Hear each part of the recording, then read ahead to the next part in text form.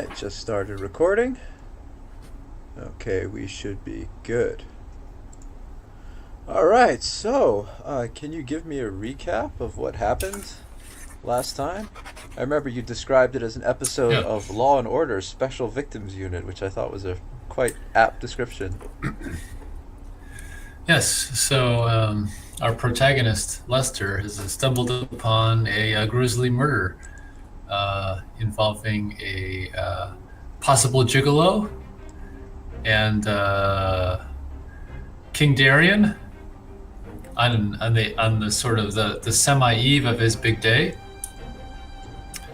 and it's not clear exactly how the king is connected with this, but this. The victim was found in his bedchambers, and the king described a relationship with him as experimentation in the name of better understanding certain carnal pleasures that his people in his realm might also experience. And now that he feels that he's immortal, he's wants to, taste the fruits of well. Taste the fruits of. Taste the fruits. Taste the fruits. Taste the fruits. Taste. Yeah. Why say more? And so, Lester has taken the king into his I guess the king has taken Lester into his confidence, essentially. Yeah. Told him some of this. Lester now has to figure out, how this may or may not have been connected to the escaped orangutan. Because there was a similar wound that he noticed on the victim and the orangutan. So I think we left off at that particular point, Yeah. Where he just left the chamber with the king. The guards, the female imperial guards, know a little bit of this. But I don't think they know the whole story, although they probably can guess some of it. They seem to know a lot more than they kind of let on. So it looks like they would be good allies for him, and probably at least one of them would probably be would be helpful. So Do you remember the clues that you picked up from the crime scene? You actually wrote them down, I think.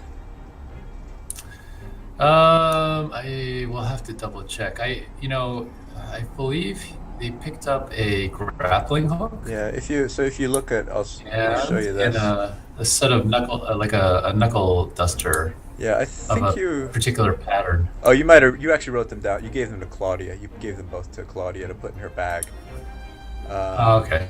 Yeah, I'm just. Yeah, so there were two of them. They were from, was it Neva or Neva, or something like that? Neva. Yeah. Neva, like that region of the world. Yeah. And which has traditionally spawned a number of assassins and things like that. Yeah. And there's sort of a immigrant population. Yeah. And if you look at you did take notes on this. You picked up a blowgun dart and you wrote down how it reacts to human skin, sizzles and then turns the skin cold. But with orangutan skin, it seems to do the opposite. Gets hot. You took a tissue sample from the gigolo. His wound was kind of bluish. You took a blood sample also. Right. And yes, you have grappling hook and knuckle dusters. They're both in Claudia's bag. And if you want to take them out and examine them, just tell her. Okay. And yes, do you remember the name of the star gigolo who died a valiant death? Hemingway. Yes, named after a famous author, Hemingway. Hemingway, the star gigolo who died defending his liege. Yeah. So, got some fisticuffs. Yeah, got into some fisticuffs. All right, so I believe we last left Esmeralda E, the ranger, said that she could take you to see an old friend, William the Wizard, who could. Oh, right. Yeah. Who could, maybe fill you in on more details about the poison.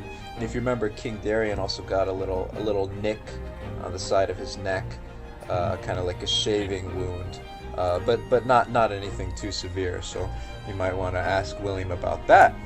So Yeah. let us go to the. And I think I was going to go see him anyway. Yeah, Right? Because we were planning to go see William anyway because of the blowgun dart. Yes. So it's good timing in a way. So let us go to the wizard's offices in another part of the castle. All right. Okay, Right. there we go. Yes. So. Is that him right there? Yes, it is.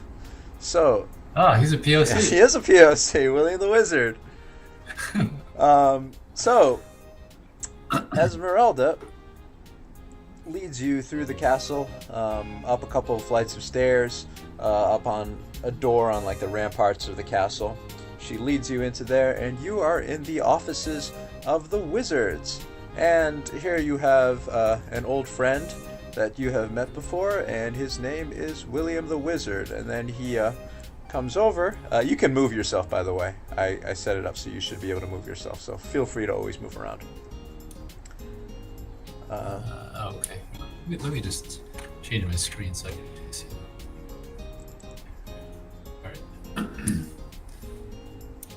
All right. Yeah, you can always move yourself. Yeah. So, it's an old friend, William the Wizard, and he is right here, and he comes up and says, "Ah, Lester, my boy, haven't seen you in so long. Greetings. Rough morning today in the castle, isn't it?" Yes. Interestingly enough, I was planning to come see you anyway, so I didn't actually realize that we'd be meeting under these circumstances, but here we are. Well, I'm sorry that Wander was not here to say hello to you, but he had to leave this morning to go to a meeting of the World Wizards Association. And I've just come back from seeing him off. He gives my regards, his regards, rather. Well, so what did you find about our good King Darian? What's he gotten himself into this time? He caused a bit of trouble in his bedchambers, from what I understand. Yeah. So interestingly enough, I was planning to come see you anyway because of something I found just yesterday, and it was a dart with a particular substance on it that I think might actually potentially be related to the incident in the king's bedchamber. I'm not sure exactly how, but I noticed a similar wound on an animal I found in the town yesterday, an orangutan, and on the victim's body in the king's bedchamber. And I brought a sample of a dart that I found on the orangutan from yesterday, and I happened to notice that the tissue around the skin where the wound was very similar in both cases, and I wanted to see if you had ever seen something like this before. All right, let's take a look. Let me see it. So, are you gonna give him the? What are you gonna give him? Yeah, the blowgun dart, and I think I feel like I have some. I don't remember, but I feel like I have some samples. Right? Yeah, I can check your character sheet. Shit, how do I do that? I forgot now. Just go to it's journal. Yeah. And then click on yourself. And then go to the bio section of journal. Yeah. Oh, right, yeah. So I have a tissue sample, and I also have a blood sample and a blowgun dart. So let me give him the blowgun dart first. Okay. All right. So this is a dart that I found yesterday embedded in the skin of an orangutan that was wreaking havoc on the town. And I tested it this morning, and it did some interesting things to, in response to human skin, it sizzled, and then it made the skin seem to turn kind of cold. But it did the opposite with the orangutan. It seemed to get really hot. And it created this weird pattern, sort of bluish pattern around the wound, if I remember right. which is very similar to the tissue sample that I found in the king's bedchamber on the victim there. Very observant, my boy. You truly have your father's eye for chemistry. So William takes the samples from you, and then he dawdles over to the wizard's chemistry set, which is over here. And he says, this is where we brew our good king's most foul concoction, coffee. It keeps him immortal, or so he thinks. In my opinion, it doesn't really do shit, but don't say that I said that out loud. And so he begins putting the samples under a bunch of beakers and stuff, and testing around and looking at some papers. And he's busy fiddling around, and so you can take some time to wander around the office for a little bit and look at stuff. There's something at the bottom of the office you might want to look at. Okay.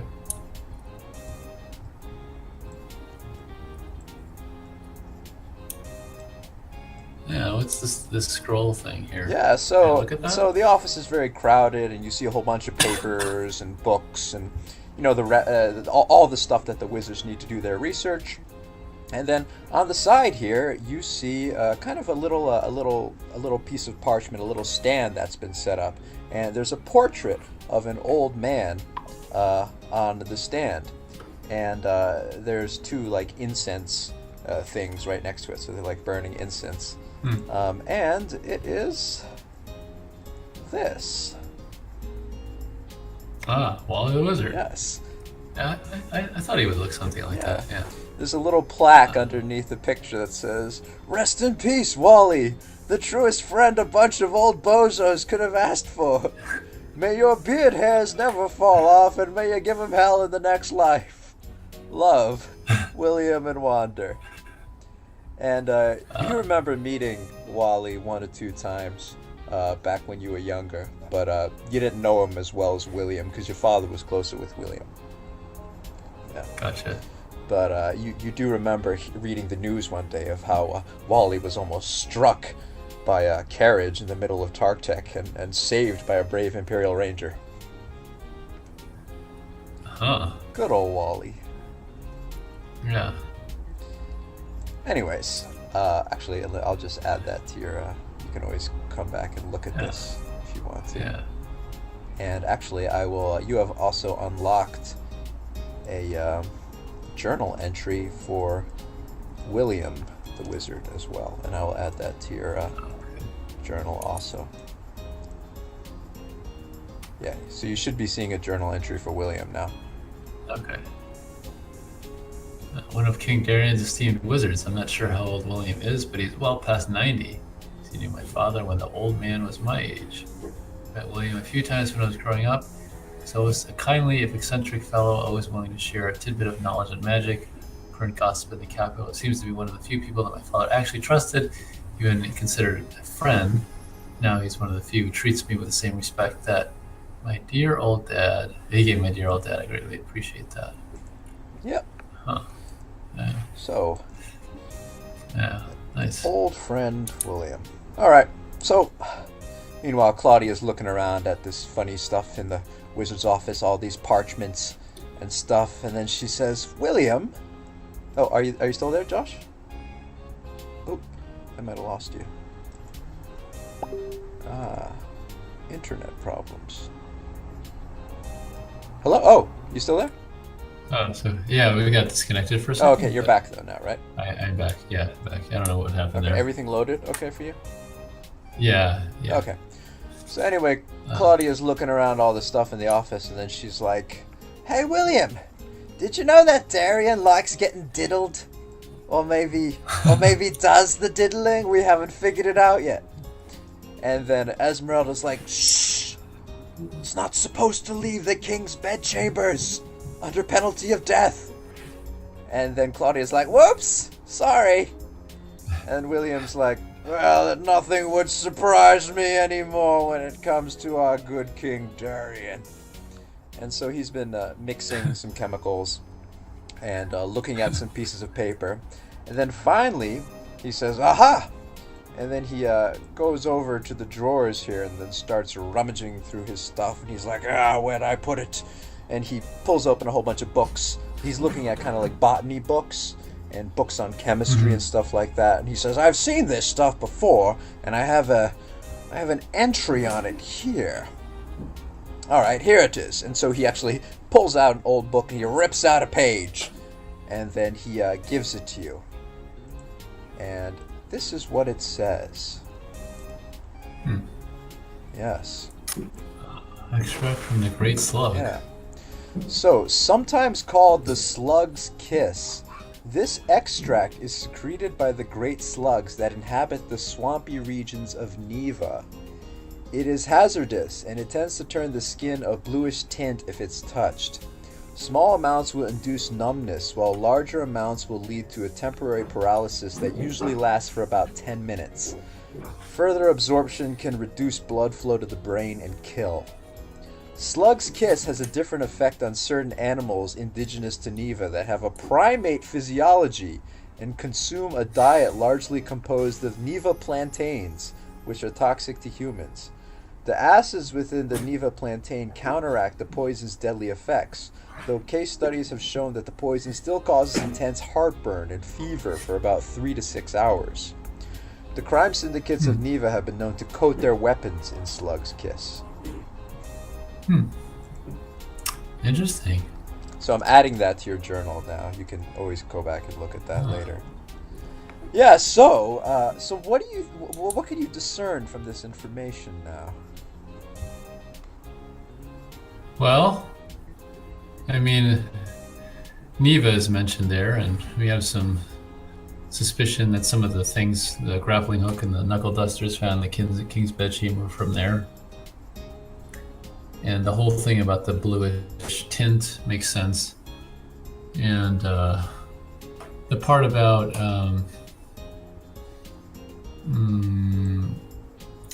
causing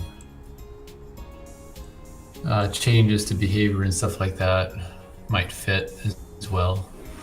The fact that it's a poison, kind of suggests that it might have been the thing that did in at least Hemingway. Yeah. I don't quite understand what it would do to the orangutan. Well, Claudia looks at the stuff and she's like, "So, do you think that Olivia the orangutan was also poisoned by this stuff?" Yeah, I don't know. Potentially. Because it says in here that it has a different effect on animals that have a primate physiology, but they have to be indigenous to Neva and eat lots of Neva plantains. What's a plantain, Lester? Yeah. Plantain is like a banana. Yeah. So. It says that if they eat lots of plantains, it counteracts the poison's effects, but it still causes heartburn and fever. So. So maybe the orangutan was just in pain. Maybe Olivia was suffering from a case of the bubble guts. Maybe. Although I guess the question would be why shoot her with that dart with that stuff in it to begin with? Yeah. Why wreak havoc on the town? Yeah. Unless that was meant to be a distraction or something else while something else was happening. Claudia's all like, "The plot thickens, Lester. We've got a diddling king and an orangutan with the bubble guts. Truly, the game is afoot." Yes, it is. And so, you have anything you wish to ask William? William's fiddling around through his papers and says, Neva again, they're quite troublesome bunch. So, you mentioned that you had seen this before, William. Under what circumstances did you see this? Well, it all has to do with those annoying Nevans, my boy. Hold on. And he goes, there's a globe of the known world here, okay?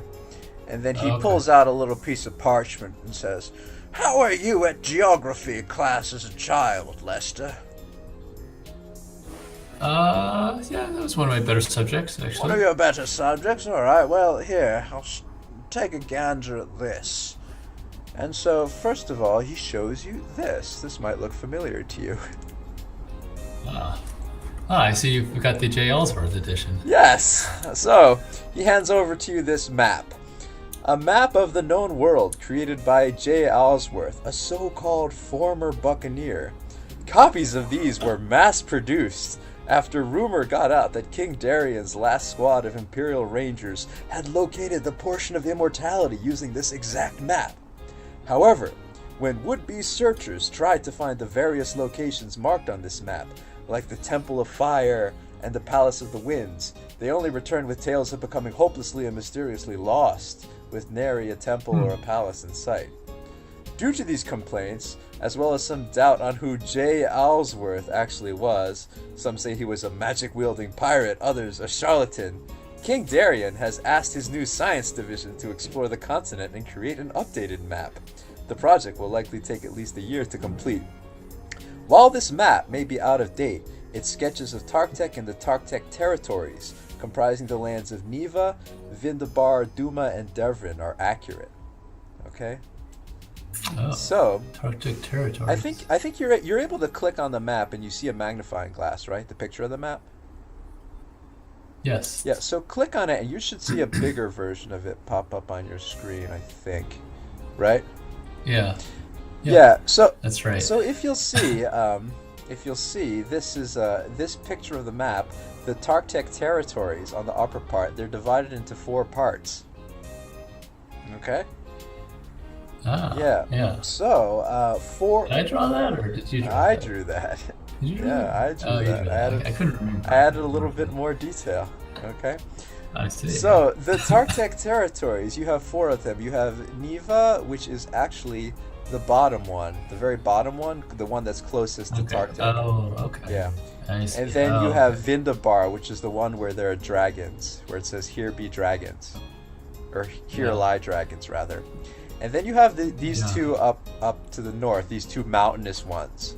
So these 2 are Duma and Devrin, and these are where mountainous areas are. And they're also where the towns of Livian and Cordell are. And if you remember when Aurora moved up here, she was in, I think, both Livian and Cordell. And these regions, these mountainous regions, there's a lot of gold and like minerals and ore found in the mountains. Yeah. Sure. So these are more mountainous regions up top. The middle region's filled with more dragons, and the bottom region is Neva. And as you can see, that actually borders the desert and the 2 rivers. So it's got a pretty diverse range of climates in there. But there tends to be a lot of like swampland, particularly near the near the water. Okay. Yeah. Yeah. Okay. And so all of these are territories ruled over by Tartec, kind of taken under the reign of King Darian's father, King Darian III. Okay. Yeah. And if you remember, the last campaign we did, the Wayfarer's Escape, King Darian's science division, they were trying to explore the territories with dragons. Uh-huh. Yeah, so it took place somewhere around there, because the science division is going out and trying to map the regions to try to create a new and updated map, because J. Ellsworth's map is not obviously not on scale. Yeah. Yes. So I've added this to your journal, and you'll be able to look back on it whenever you want to. As Logan and his cohort find out in the upcoming books. Yes. Not drawn to scale. And so William's like, a lot of people say that this map is kind of full of crap, and I'm inclined to believe it. But the basics are right. You know, the Tartec side of the map is more or less accurate, with a few slight flaws. But anyway, he pulls out another parchment, and then he shows this one to you as well. This one is about Neva specifically. Okay, so you can actually see where it is on the map. Okay. Yeah. So the description says, Neva was the last of the 4 outlying regions to come under the dominion of the Tartec Empire during the reign of King Darian III. That's the current King Darian's father. It's relatively small size when compared to the other Tartec territories, as well as the fact that it lacked the dragon-guarded treasure troves of Vindabar or the rich mountain ores of Duma and Devran meant that King Darian III largely ignored it. This proved to be a grave mistake. Neva had long been a realm ruled by crime lords, and thanks to Darian III's inattention, the Gostantine crime family grew large enough to assimilate the other families under its dominion. As of this writing, the head of the family is Sebastian Gostantine, and he is a true force to be reckoned with. Rumor has it that his organization sells illegal weapons to barbarian rebels in the Wildlands and is also responsible for the drug trade in Tartec Lowtown. After ascending to the throne, King Darian IV was convinced by his advisors to curb the crime rate in Neva by offering its people more opportunities in Tartec. As a result, many young Nevans have immigrated to the capital and taken up odd jobs, though they often face discrimination thanks to their land of origin. Nevans are known for their distinctly ornate body tattoos, which are inked into the skin during the 18th birthday as a sign of adulthood. Yes. So, just give me I want you to roll a d20 as just a general kind of like knowledge roll to see how much you know about current news. Okay. Okay, you rolled a 17. All right, so you're up to date with your current news, and probably more so than I do in real life. More so than you are in real life. And so, yeah, you've seen Nevans around Tartec, the city, before, and they do have pretty ornate tattoos. A lot of times the tattoo like takes up an entire arm or like is along the face. And tattooing is not really a common practice in the conservative city of Tartec, so they tend to stand out. And you've seen them having trouble getting jobs in like taverns and stuff like that, getting jobs like working at inns. There tends to be a bit of discrimination, but you do know that the common trend right now amongst the Tartec nobility is to basically hire Nevans to be like, to do manual labor, to be like servants around their households, or to work in the fields around their households. And the Tartec nobility basically has nothing to do but like putz around and, be rich all the time. And so the current trend amongst the Tartec nobility is basically to show how compassionate they are by employing these unprivileged people, these unprivileged immigrants to work in their fine households. That's a current trend amongst the nobility. I see. Yeah. Check their privileges. Yeah, it's almost become like a competition amongst the nobility. It's like, how many have you employed? I have more. I'm so kind and compassionate. Yeah. I see. Okay. Interesting. Yeah. I can see that happening. So William has. Can I ask a question to William? Yeah, sure. So William, you mentioned you've met people from Neva before. You've encountered them in the past. I have, and well, first of all, they're all around the town, and also your father did too. Your father was responsible for toppling Sebastian Gostantine, one of the heads of the the head rather of the Gostantine crime family. It happened about 4 years ago, and in this very castle, actually. Here, I'll try to find an article. And he begins searching his shelf to see if he has an article describing what happened during that time. You now remember that, yes, your father obviously did topple Sebastian Gostantine, the head of the Gostantine crime family. But during that fateful night when that happened, you were suffering from diarrhea and could not join him on the case. Yes. You were suffering from terrible indigestion and couldn't join him on the case. And Claudia looks up at you and is like, Lester, did you have the shits and miss out on the action? Yes. Lester, I was diarrheating. Were you too suffering from the bubble guts? Yeah, it was a fun time. Okay. Um, And so William pulls out a newspaper article. Okay. A newspaper article from the Tartec Tribune. That's the newspaper around town. okay. Okay. And he's going to. Okay, you should see it now. Okay. Yeah. An article about Sebastian Constantine. Do you see it? Yeah. Yeah. And so you see an image of Sebastian Constantine, the leader of the Constantine crime family. Obviously, like a very, a big, burly, bearded man. You see the tattoos? Yes. Yeah, so, the death of Sebastian Constantine, Neva's famous crime lord, falls in foiled robbery attempt on Tartec treasury. Oh, did I lose you again? Uh-oh, I think I might have lost you. Internet.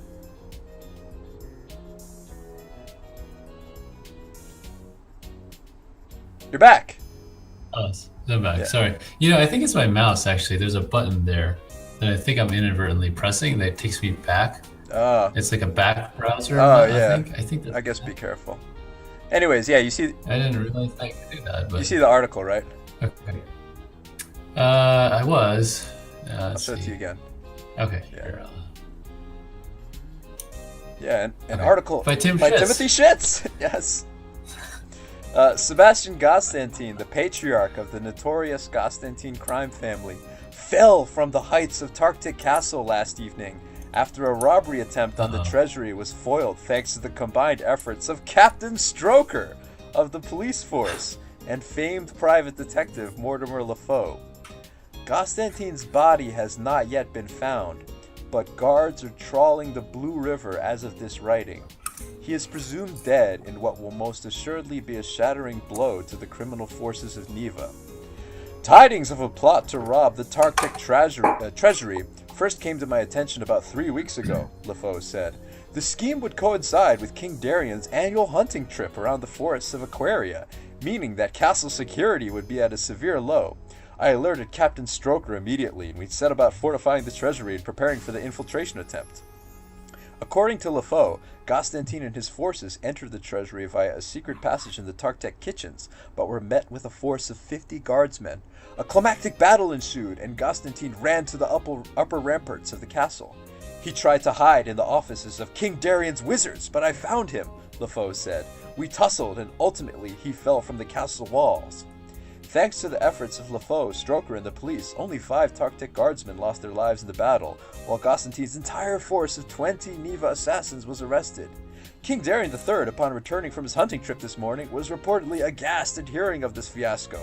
A vile scheme to rob the treasury, and I'm the last to hear of it, he was reported as saying in a huff. The fierce injustices and stresses of kingly rule truly know no bounds. Huh. Yes. So it's all coming back to you now. A fateful night 4 years ago when you were stuck on the chamber pot for a grisly 24 hours. Meanwhile, your father was busy out kicking ass and taking names and defeating crime lords. And when he came back, he chastised you. He was like, "My good-for-nothing son, what have you done today?" "Nothing." "What have I done today?" "I've disabled a crime family." This is why you have daddy issues. Huh. Got it. Okay. Yeah. So you know that this guy was the head of this crime family, and then he fell from the ramparts of the castle about 4 years ago, and he tried to rob the treasury, but was stopped by your father and Captain Stroker. Okay. And he was actually in the wizard's office at one point. Is this? Okay. Gotcha. Yeah. Is this supposed to be King Darian IV? Or This is King Darian. Oh, sorry. This should be King Darian IV. That's actually a typo. I'll fix that right. It's supposed to be King Darian IV, the current King Darian. Yeah. Yeah. The current one. Oh, the current one. Okay. Yeah. Sorry, I fixed that. It's a typo in the Tartec Tribune. I just fixed it now. So it's not that long ago. It's not that long ago. Your father. So, yeah, it's not. Yeah, your father passed away, fairly recently. So it's not that long ago. Yeah. Okay. So So I wonder if someone in this family, I wonder if they still have a grudge or an axe to grind, you know? William says, that might very well be possible. And me and William, me and Wander, we were wandering, taking a walk around the city when all this happened. We weren't here, but then when we came back to our offices that fateful night, it was a complete mess. All of our papers were strewn about, tables were overturned, and we talked to your father about this and asked him what the hell went on. He said that he chased after Sebastian Constantine. They ran in here, and he caught Sebastian Constantine fiddling through our papers, probably trying to steal one of our scrolls and maybe cast a spell or something like that.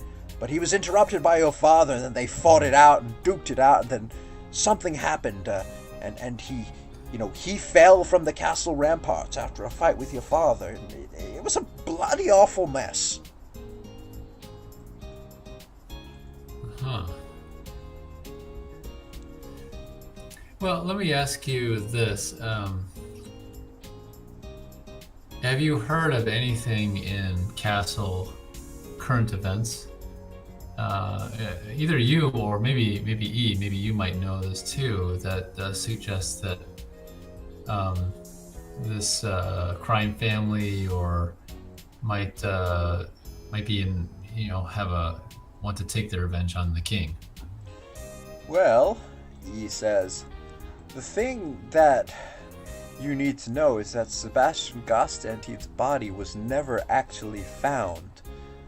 That newspaper article points out that guards were searching in the Blue River, but they never found the body, and we all assumed that it just washed downstream and then into the ocean. They gave up the search, a few weeks afterwards, so we all believe he's dead. He hasn't resurfaced in 4 years, but the Constantine crime family was pretty big, so there is a possibility that, one of his cohorts or, a relative might be trying to get back at the king. We don't know. Or might just be trying to cause instability in the kingdom. William says the Nevans are not a particularly happy people. They have a lack of opportunities in the city, and domestic terrorism is a possibility when it comes to them, unfortunately. Well, what do you think that they would have to gain if they made the king look bad, as if he were had a hand in a murder or something like that? Well, it obviously caused public trust in King Darian, which already is not particularly high, to plummet to an all-time low. Or if they... Well, I would assume that if they were behind this almost assassination attempt on King Darian's life, I would assume that their goal in deposing him would be to cause mass instability throughout the kingdom and maybe some sort of rebellion, take over and have us all kowtow to their will. It's a big possibility. King Darian is not the brightest nor the most kingly of rulers, shall we say.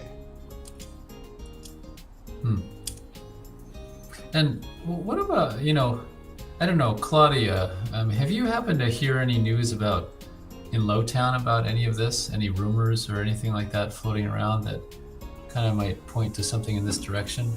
Claudia pauses for a minute and, strokes her chin and is thinking, and she says, well, Mother Methany Ann, our friendly neighborhood boarding house woman, she might know more about the Nevans.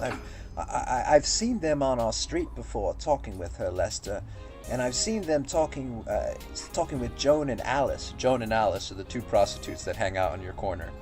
I've seen them talking to them from time to time, and she might know something. We could try asking her.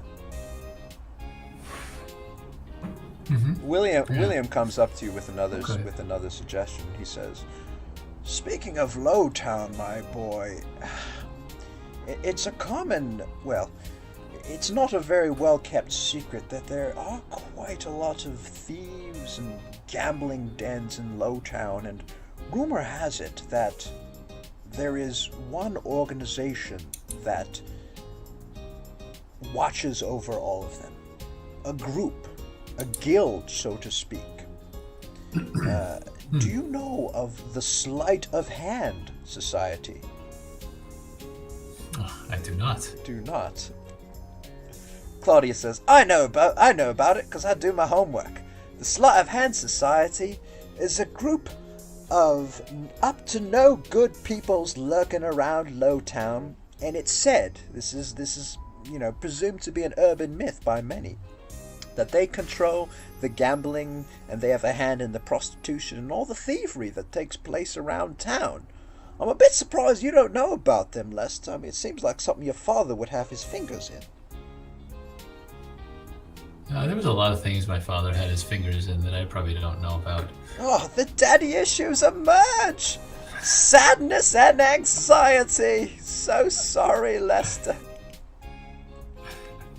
And then Yes. E comes up to you and says, the Rangers are aware of the Sleight of Hand Society, but we've never been able to outright prove their existence or find their headquarters.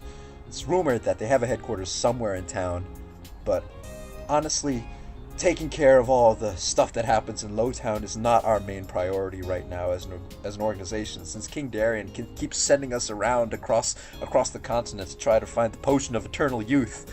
Don't really have time to deal with petty crimes around town, I'm afraid.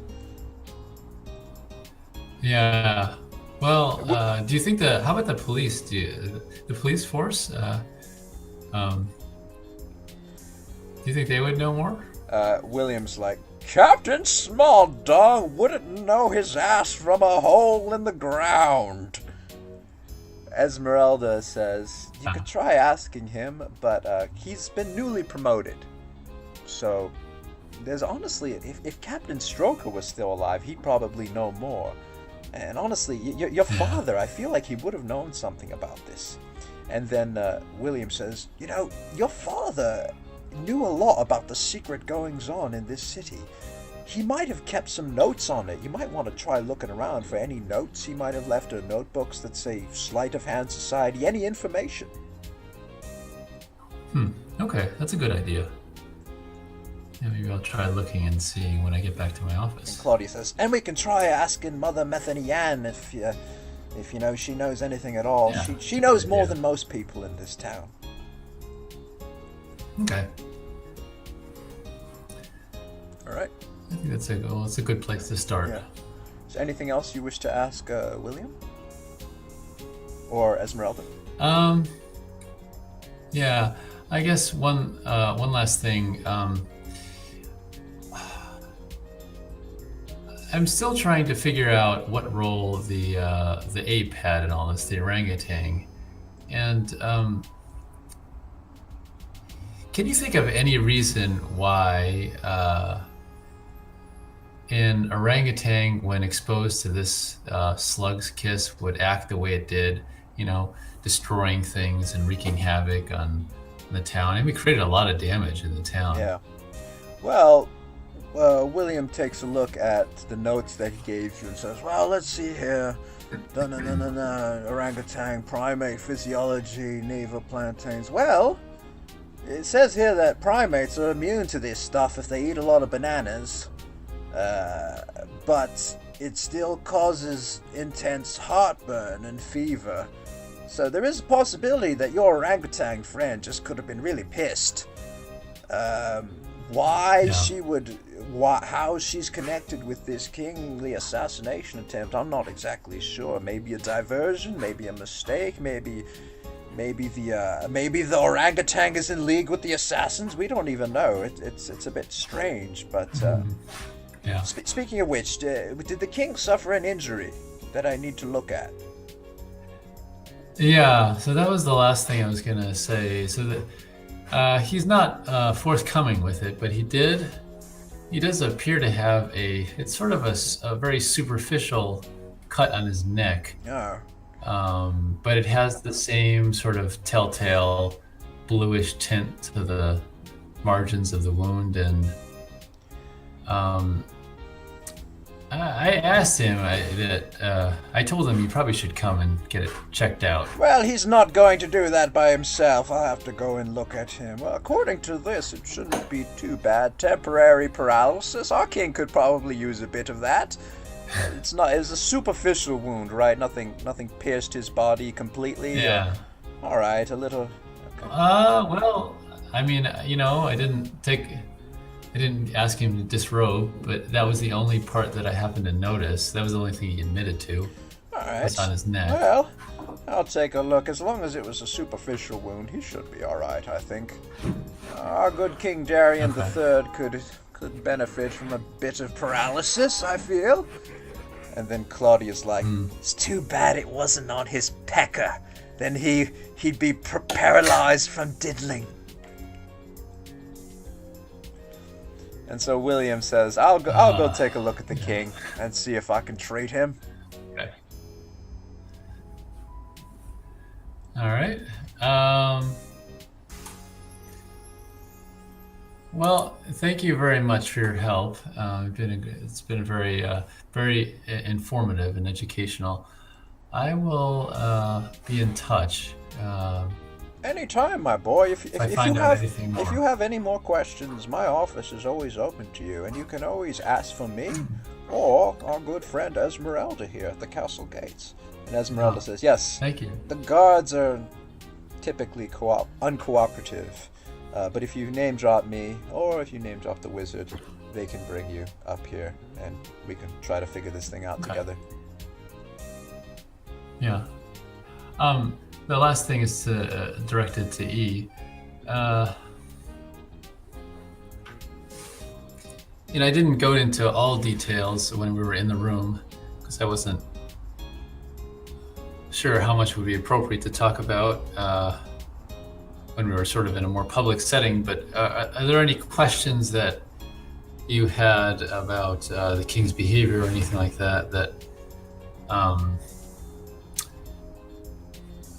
you think might be related to all this? I mean, you're around him much more than other people are, so.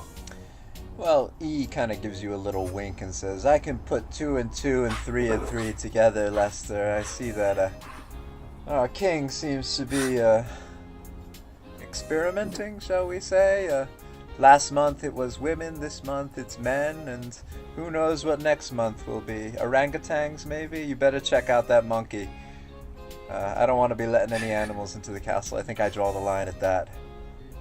As far as King Darian goes, I mean, I'll take a look at his wound along with William, and we'll make sure he doesn't suffer anything serious. But other than that, he's been pretty much the same as usual. His same kind of typical self, not really knowing what's going on in his own kingdom. Busy asking us to find the potion of eternal youth. Obsessed with the new loudspeaker system around the castle that can blare out his new national anthem on a regular basis. And that's about it, really. The one thing I did want to ask about, so somehow how that grappling hook that managed to get through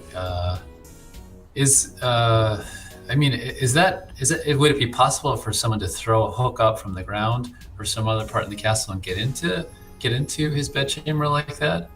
Because I thought of it because in the article about my father, they mentioned that he had gotten in through the secret passage in the kitchen, I think, or something like that. And so there's obviously ways that other people know to get into the castle.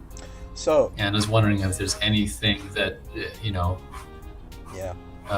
or we should be concerned about that security-wise. So Esmeralda says that after the incident with Sebastian Constantine 4 years ago, the secret passage leading from the kitchens into the treasury was found and sealed off. And apparently it was a passage through the Tartec sewer system. The sewer system of this city is huge, and it stretches out everywhere, and there are lots of parts of it that we haven't really charted. We found that section and we sealed it off. and we searched the sewer system afterwards to try to find, secret Neva hiding places. But it's so vast and so huge, and many parts of it have fallen into disrepair, and it's dark down there, and we didn't have a chance to chart it completely. So that part was sealed off. One thing that I do know about the people from Neva is that, their land where they came from has a lot of jungles in it, so they're experienced climbers.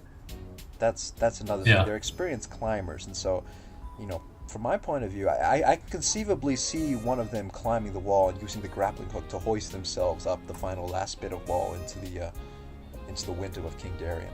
It seems plausible to me. Well, that fits. I had heard a rumor. I think it's just hearsay, but there was this story that I don't know, maybe my father told me or something like that. Something about a secret treasure hoard in the castle, not the treasury.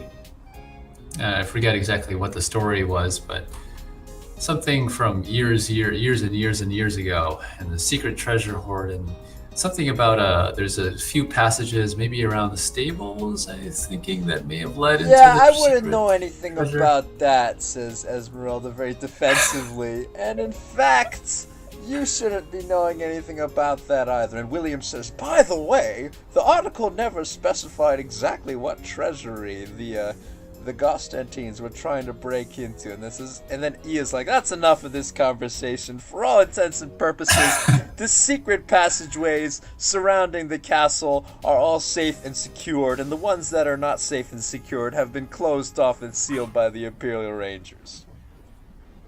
I see. And William's like, well, a few details here and there, perhaps missing, a few details falling under the cracks. I'm just a wizard. What do I know? I'm just a 90-something-year-old man. I don't know shit. Yeah, just a story. Seems like you guys got it all figured out. So. Yes. Okay. Well, so we'll be in touch. Thank you. Anytime, my boy. I'll just be here, mixing King Darian's brew. I am in my 90s. There's not much I can really do. And he sits down in his chair here, and then starts smoking his pipe. Okay. And then, would you like to leave the castle? Yeah. Well, actually, is there anywhere else we can go inside the castle? For now, no, because the castle guards kind of, keep a close watch on you when you're walking through the hallways. So the wizard's office and for now the king's bedchambers, they're cleaning up, so you can't go back in there. Remember, Hemingway's body is still there. So. Right. Okay. That's fine. All right. So Esmeralda. Why don't we take off? Yeah, Esmeralda escorts you guys outside. Okay. All right. So, you are outside now in Tartec, the great city and capital of the Tartec Empire. Where do you want to go? The whole city is open to you now. Yeah. It's basically like 11 a.m. in the morning. So, Okay. not too much time has passed, and the whole city is available for your exploration. Yeah. Well, let's go and let's follow up on Claudia's lead. Okay, so you want to talk to Mother Methany Ann, correct? Yeah. Okay. Let's do that. You can actually move yourself. She's located along One Willow Avenue, so that's near your house. Okay. All right, so you walk back down the streets to One Willow Avenue, where your office is, and it should be loading for you now.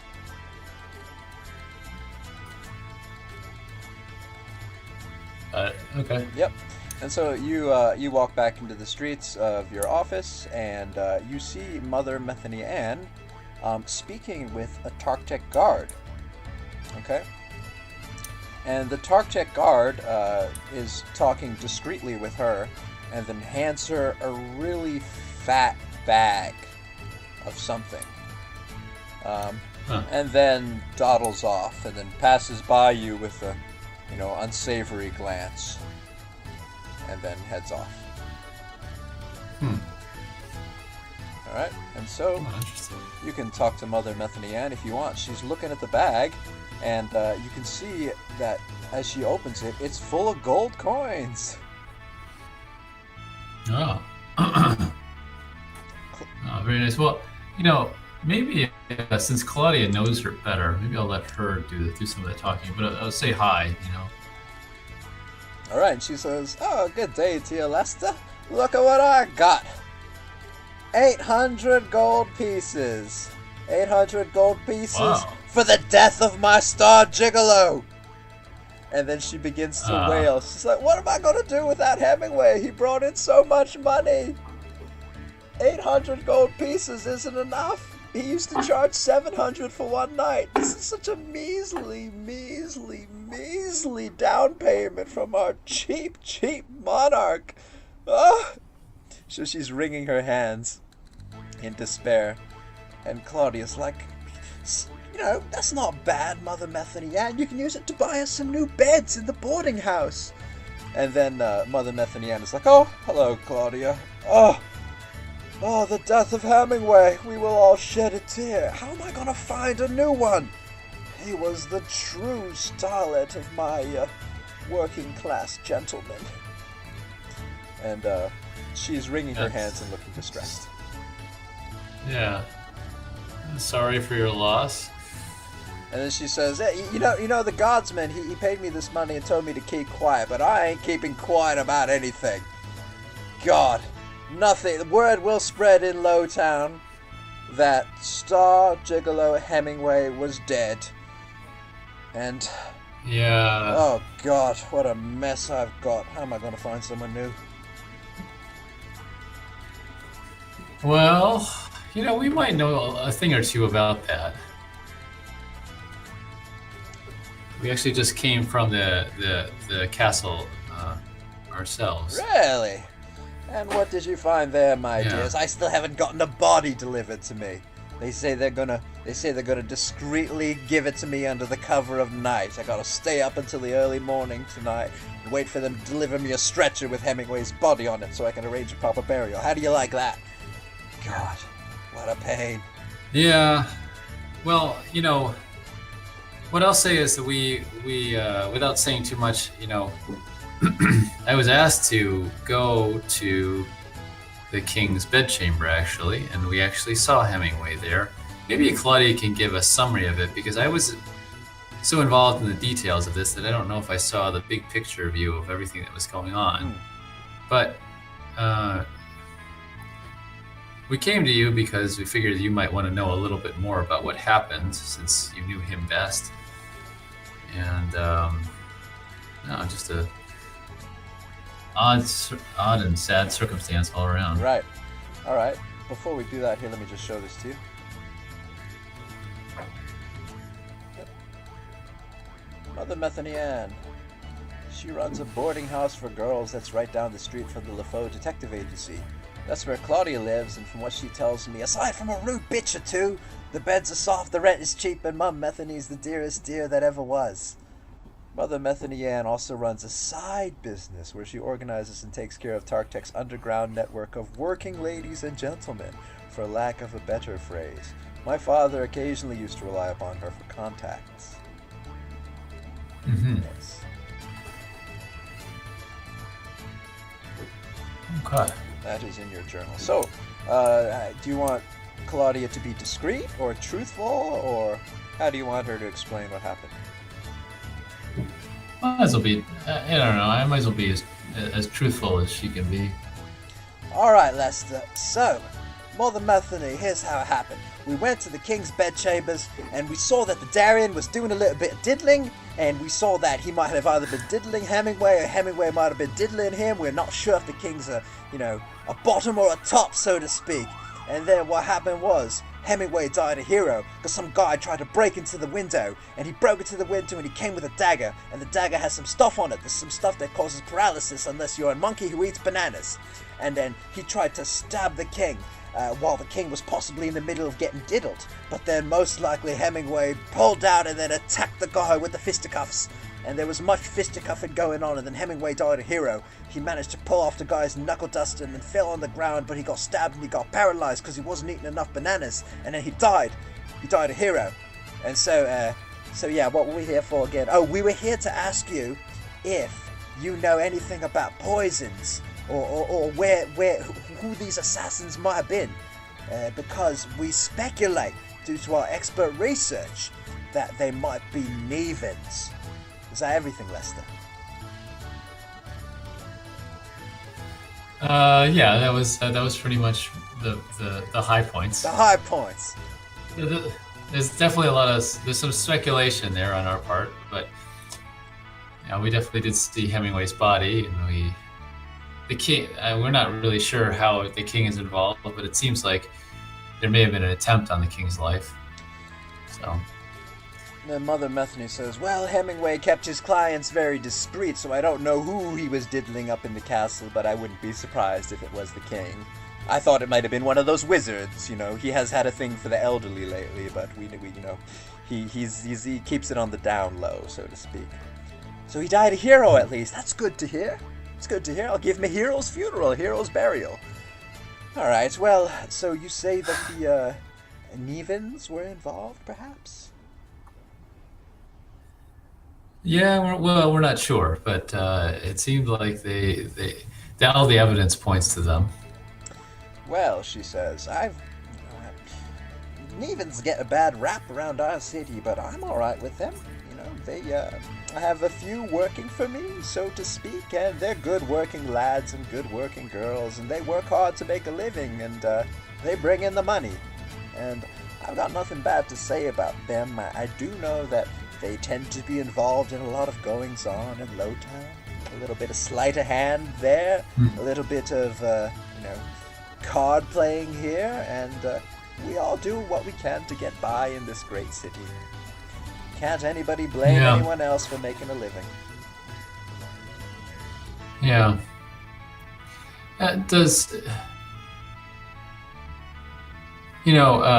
the term sleight of hand mean anything to you besides magic? Sleight of hand? Well, or magic tricks? Magic tricks, to me it's always, a little bit of pickpocketing, a little bit of sleight of hand, reaching a hand into a pocket here and there, nabbing a purse here and there. That's what it means to me, my dear. I don't believe in none of that magic business. The king's so-called wizards, a bunch of doddering old men for all I can tell. Because we had heard about a society that sort of coordinates all these kind of goings on in terms of crime and such, with part of that in the name. Oh yeah, says Mother Metheny. It's no big secret. The Sleight of Hand Society, they take care of business. Yeah. I've been visited by agents from them. I've got to pay them a monthly fee. They help me maintain the boarding house, and it's good money. And I don't ask any questions, because if you don't start none, there won't be none. All right. Yeah. So I've been visited by one or two people from them, and they're nice. There's quite a lovely little girl who works for them. Her name, I don't remember her name at the moment, but a lovely, beautiful little girl with tattoos all over her face and body. And she comes to me sometimes, and I pay her, and she says she's from the society. And I'm only telling you this, by the way, Lester, because your father was such a dear old man. I miss him every day. Yeah, me too. Yeah, Are you trying to get into the society? Trying to go for that old life of crime, are you, Lester? Well, I would be interested in talking with one of those folks. If you did have a name. Well, I don't know if it's the life of crime so much, but I don't have a name or a contact. I don't have a name. The girl that visits me, I can't forget she gave me a name, but it might have very well been a fake name.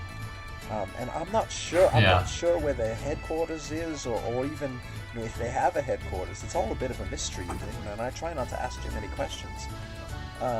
Joan and Alice might know a little bit more. You know, they are my working girls, and they do hear more about the streets than I do.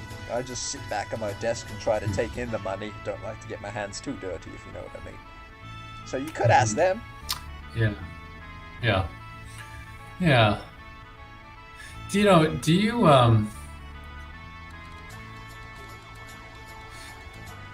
what have you heard any rumors around town about a number of years back there was this ugly incident at the castle, Right. with my father and the supposed death of the head of the Constantine crime family. Right. Have you happened to hear any word on the street about any of those folks coming back into play? Are they active players in the town still, or Well, in the surrounding regions? word on the street is that old Sebastian that your father tussled with on the spires of the castle. Word on the street is he didn't actually die, but nobody can prove it. The body was never found. And for me, for me personally, I wait to see a body. So I'm still holding out hope that Hemingway is not dead, because I haven't seen a body yet. But a body was never found, and rumors on the street that he's not dead. But at the same time, I'm not sure how he couldn't be dead, because everyone reported that he fell from the castle walls into the river and maybe hit a couple rocks on the way down. And if that's not the type of thing that kills someone, it's liable to leave him with brain damage. So I don't know. Yeah. Well, it is a weird thing. I remember my father talking a lot about it when he was still alive, because that was quite a night, and Claudia's like, that you missed out on, Lester, because you were on the crapper. Yeah, rub it in. But it was quite a night, and at least for him. And I remember him,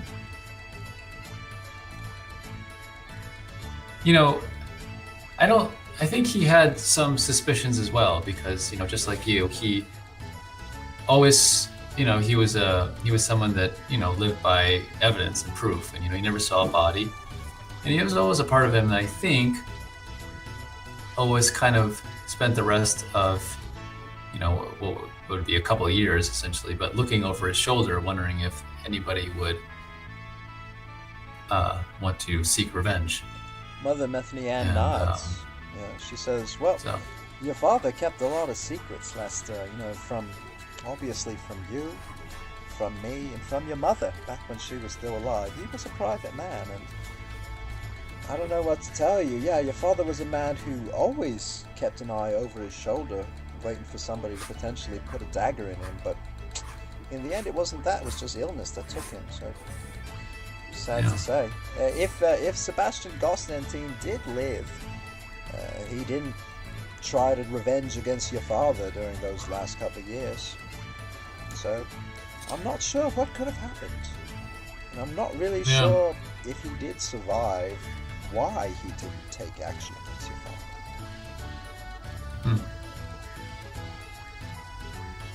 I just have a funny question. My father was certainly no fan of King Darian, or Darian's father for that matter, but he wasn't necessarily super against him either. I mean, do you ever remember him ever saying to you anything along those lines, like about the king and his views on the monarchy and things like that? I mean, because he never really said any of that kind of stuff to me. He kept it fairly private. Your father did mention to me once that he thought King Darian III was a fool, but yeah, a kingly fool is better than no king at all. That's what he said. So I suppose that means your father was a patriot in some sense of the word. Maybe not. Mm-hmm. Okay. Yeah. Just curious. Well, I think what I'll do is, obviously I'll let you know if we find out any more information. Excellent. I'll be here. I know that they were waiting for Hemingway's body. Gonna bury it tonight. Yeah, I know they were cleaning up. There will be a funeral service, my boy. A funeral service probably after Immortality Day. Maybe. Okay. Well, I'll do my best to be there. And there is also going to be an application open for new individuals who wish to replace Hemingway and become the new star gigolo. If you're looking for a new line of work, Lester, you're welcome to try out. Claudia's like, Lester, you can't become a diddler. You're a detective. I will admit that there are times in my line of work when it is tempting. Mother Methania's like, oh, Lester, you're a dear. If you ever have the urge, just come over. And Claudia's like, what? No, Lester, you can't do that. You're a detective, not a diddler. She's getting annoyed. You're not diddling on my watch, Lester. Hubert pokes his head out of her bag and starts chewing on your leg. Oh, what does that mean? Hubert, her pet lamb, is just chewing on you. Yeah, no. Annoyance. Yeah, what's that? Nothing. Oh, he's just kind of like bored. Okay.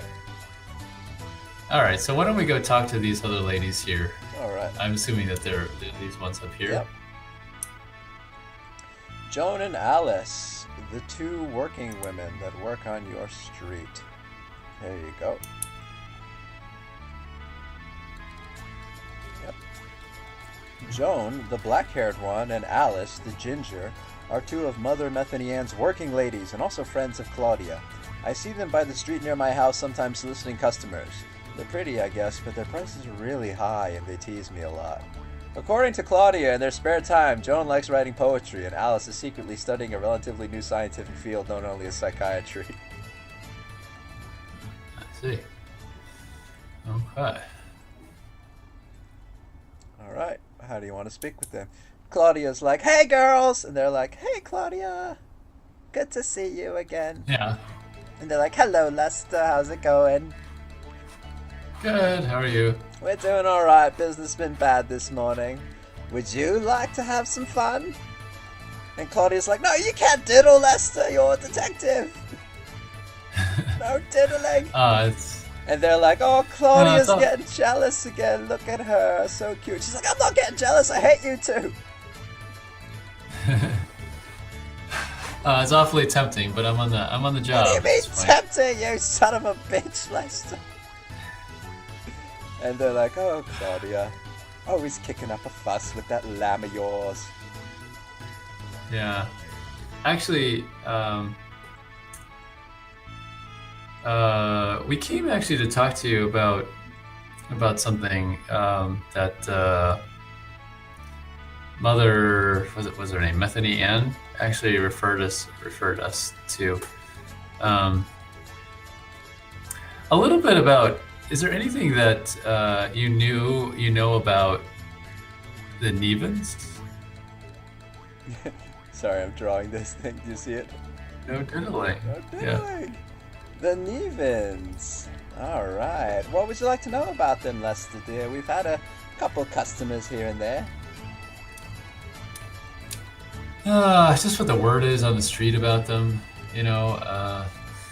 I guess if you've heard anything about them in relation to anything related to the king or that nasty business that Hemingway was involved with last night. Oh, Hemingway! And they start to shed tears. Like, Hemingway was a dear. He treated us so well. We're gonna miss him. Oh God, did you know Mother Methanian's asked us to start interviewing applicants for the new gigolo job? Starting this afternoon, what a pain. Oh, Ugh. God. We hate interviewing people, Lester. Anyway, sorry, the question. The Nevans. Well, yeah, we've had a couple Nevan customers, and Some of them give really bad tips. Some of them are all right. Most of them, the ones that we've run into recently, they work up at the manors as hired help. And some of them, presumably, we don't ask too many questions, but they probably work for the Sleight of Hand Society, engaging in pickpocketing, thievery, gambling, stuff like that. All the works, the good stuff. Yeah. I'll admit I really don't know much about that society. Oh, we don't know much about it either. Nobody knows too much about it, but they say that any sort of thievery that goes on in Tartec's actually organized by them. They got their agents all over the place, and they're sneaking about the corners, picking pockets, and setting up gambling dens and stuff like that. All we know about them is that they, Mother Methanian has to pay them money every month, and they help maintain the boarding house. And so part of our salary, the monthly pension that Mother Methanian gives us is presumably from them. So we've got no problems with them. Yeah. If coincidentally, hypothetically speaking, if a person wanted to get in touch with them, how would you do that? Well, it's not easy because nobody really knows how to, but we've heard that Beggar's Alley is a good place to start. A lot of the beggars in Tartec, those poor sobs that you see asking for pennies on the street, rumor has it that a lot of them are actually agents of the Sleight of Hand Society, and this, they work this whole wide-reaching network across the entire city. So you might want to try asking them. They might know. They see everything that goes on around here because nobody pays them any attention at all, and they're often the ones lurking about the alleyways. So Beggar's Alley, we can mark it on your map of the city, and so they mark down a little alleyway that is widely regarded as Beggar's Alley in Tartec. Okay. Yeah. I don't know if you've heard from any talk on the street, but I've recently encountered a rash of poisonings, and stab wounds and things like that. And I thought to bring it up just because, in your line of work, you have to watch out for your own safety at times, and absolutely, you understand. Just wanted Lester? you to be aware. Absolutely. And then actually, I don't know if you go ahead. go ahead. Yeah. No, so if you hear anything about that sort of thing, just beware. Well, we haven't heard anything about poisons, Lester, but don't you worry about us. We're prepared to take care of ourselves. And then Joan and Alice actually, Joan, the black-haired one, she actually pulls out 2 daggers from seemingly nowhere, from her blouse, and starts twirling them around her fingers.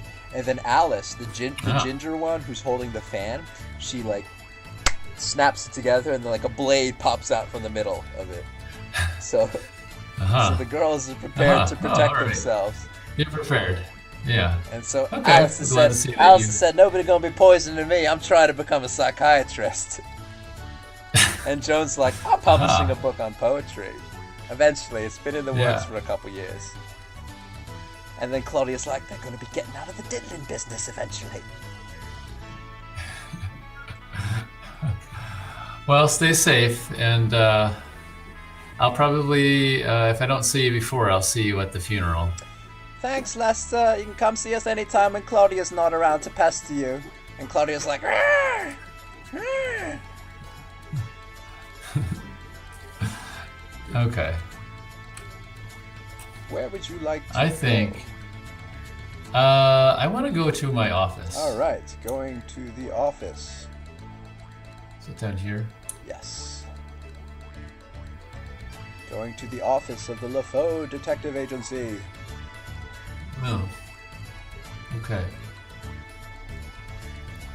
All right, and what will you do in your office? As you ponder that, Joshua, 1 second, I'm going to go to the bathroom really fast. Yeah. Sure. It'll just be 2 seconds. Yeah. Ponder sure. your next move. Sounds good.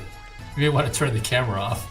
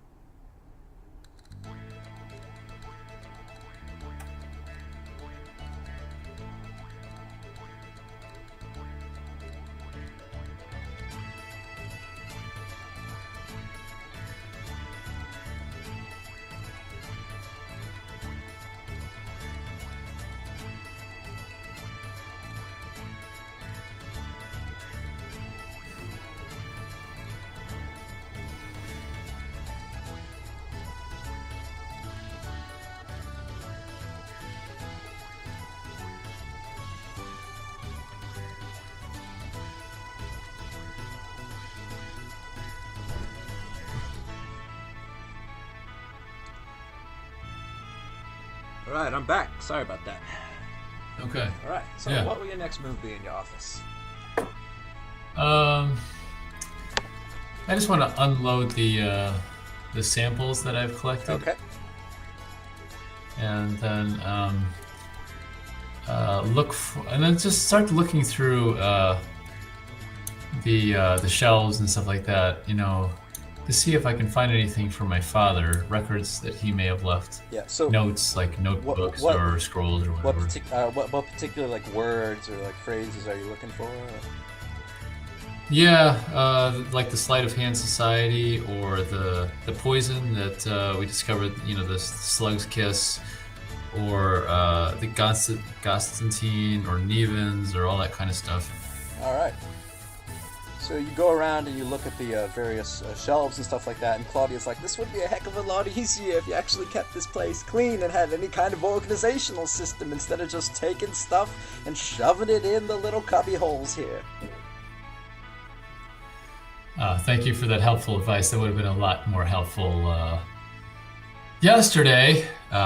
Anytime, But- Lester. Alright, so after much finagling around in the shelves, you don't really find anything about the Nevans or about the Constantines. Your father never kept a diary or anything like that. But you do find a slip of paper that is labeled Sleight of Hand Society Signs. Okay? And this is what it looks like.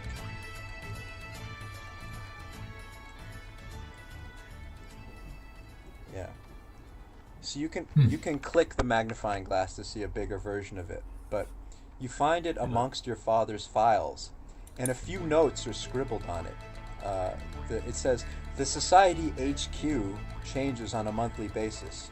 Reminder, forgot Parfinia's birthday. Bring her white roses next time.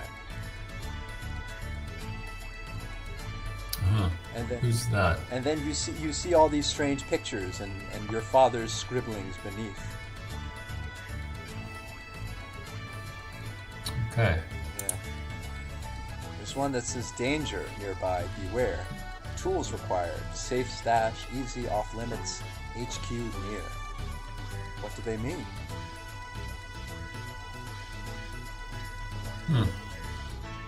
Well, obviously Pops knew a little bit about the what was going on here, underbelly of crime in our city. Yeah, so I'm putting this into your journal. You can always come back to this, and you can actually, I think I've made it so you can edit it and you can write more notes on it if you discover more about what these symbols mean and want to know more about them. Okay. Yeah. Okay. And so Claudia's like, that's interesting. These might be the signs that the society uses to communicate, maybe? Maybe. Yeah. Lester, Or, we can find the secret stashes, if that's what they are. Yeah, secret stash. Have I ever tried looking for any secret stashes that my father may have kept, like a safe or things like that, where he may have stored sensitive documents? Do you think that exists in You the haven't seen, office? you haven't seen anything in the office. What you see in the office is pretty much what you get, which is a mess. You haven't seen any Yeah. secret stashes in the office, but there who knows, there might be some stuff around town, like you don't know. Yeah. Okay. All right.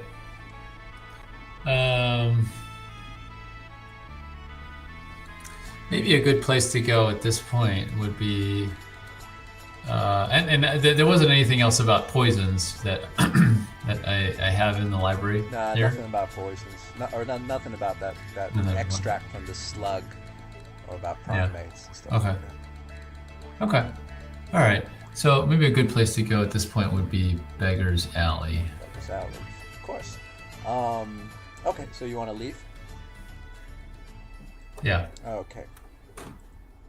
So you go back out to 1 Willow Avenue, and here you are on 1 Willow Avenue right now. And let's see, I want you to just roll me a d20 as a perception check. I want to see if you can perceive something about the environment around you. Okay, you rolled a 5. You don't perceive anything. It's just your normal street. Claudia, who is also looking at the notes that you just encountered, is going to make a roll as well. Let's see what she can perceive. Okay.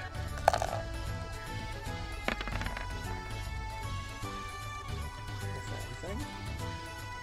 Claudia rolls 12, and let's just see what bonuses she gets.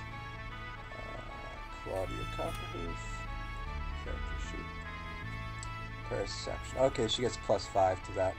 So that's a 17. Yeah. So Claudia actually looks around and notices something very interesting. And she says, "Hey, Lester, take a look at this." And so she points to the picture that you found, your father's scribblings. Mm-hmm. And then she points to a tiny space on the roof of your office. Okay? And you see one of these symbols. You see the one that looks like an X with a wavy line beneath it. Off limits. Yeah. And then she says, "Look over there." And she points to Mother Methany Ann's boarding house. Okay?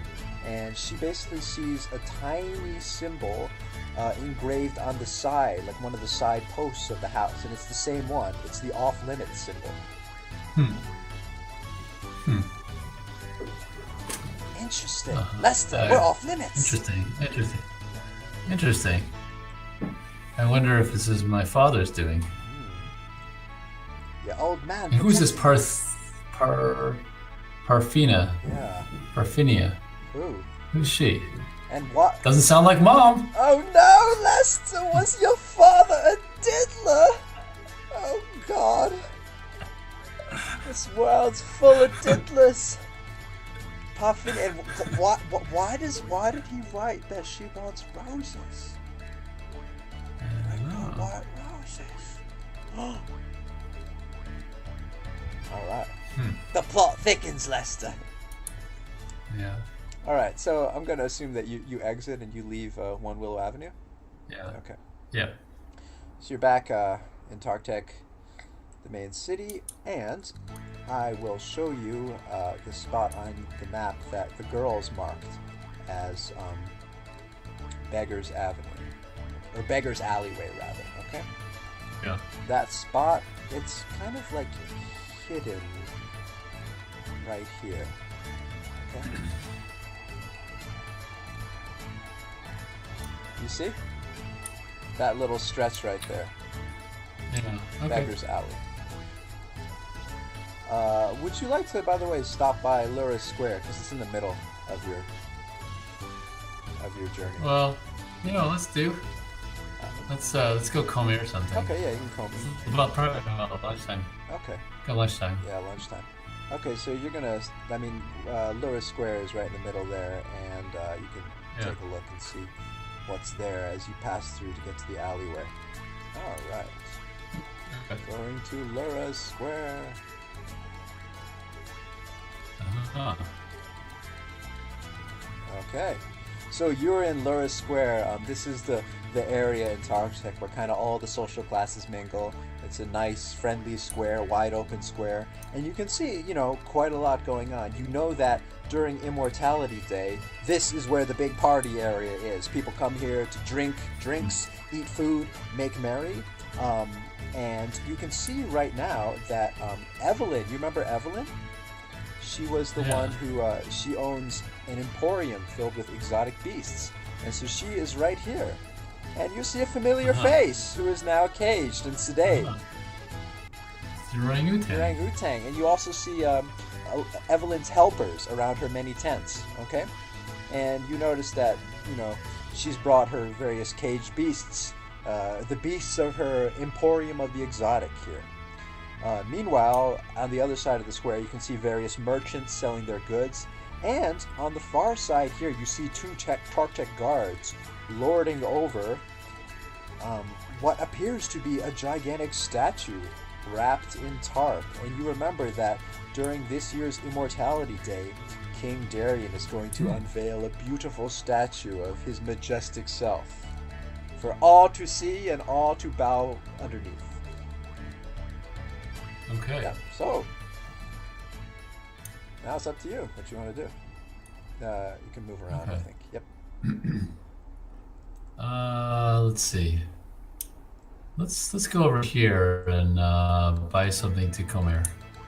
Okay, so It looks like a food cart or something. yeah, so it's basically like a food cart, and the two people in charge are named these two lovely shopkeepers. Their name is Selma is the woman and Kent is the man, and they're fruit and vegetable sellers, and so they've got some salads, some snacks, some carrot sticks for sale.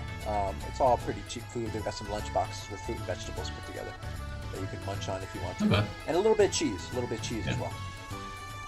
Yeah. All right. Let's get. I'll get some for Claudia. You hungry? I'm always hungry, Lester. Okay.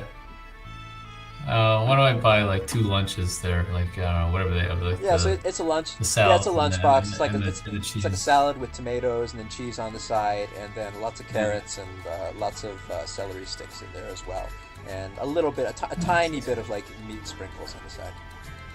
Pretty healthy, Okay. actually. Yeah, I'll get 2 of that. Get 2 of those. Okay, and that is going to cost some dinero, by the way.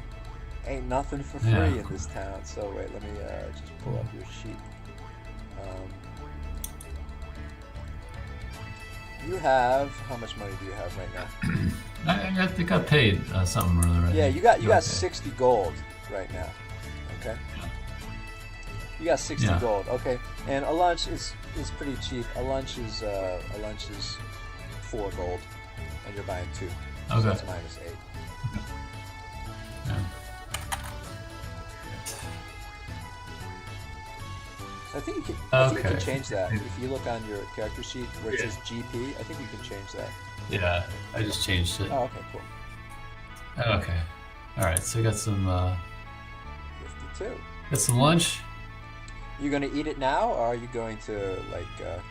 Yeah, I might as well eat it now. Okay, you're eating it now. Now you can choose to like save some of it for later, because the lunch can actually help you regain some hit points later.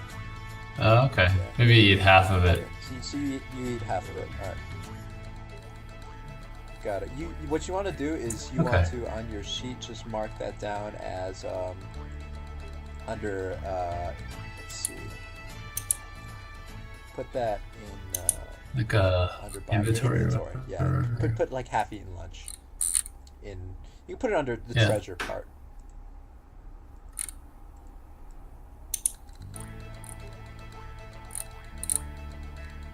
Or if you want to, you can put it under equipment in the first page. You can put it under equipment. Click on the plus thing, and then you can write in 1 half-eaten lunch.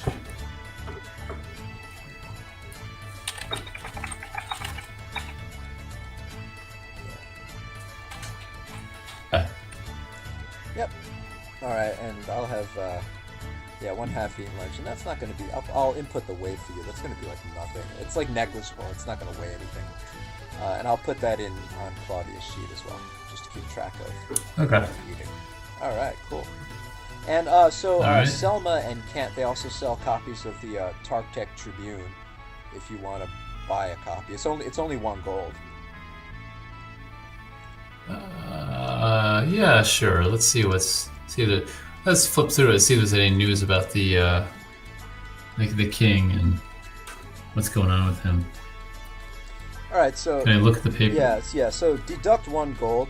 It's pretty cheap. It's just 1 gold. So you flip through it, and you see that there's no info on the king or like Hemingway or anything like that. Okay, there is info, however, on the latest gossip going on in Hightown, in the manors in Hightown. You hear a lot of gossip about how Lord and Lady Malus, they're 2 nobles in Hightown, they appear to be having a falling out. Okay, 2 of the richest nobles in Hightown, who normally arrange a great big party on the eve of Immortality Day, are having a falling out, and there's rumors swirling around that there might be an affair going on. There might be a third party in there. And Claudia shakes her head and says, "More diddling in our capital, even amongst the nobility." Okay. You also hear rumors. There's an update in the newspaper. The latest progress that the Imperial Rangers have made on finding the Potion of Eternal Youth.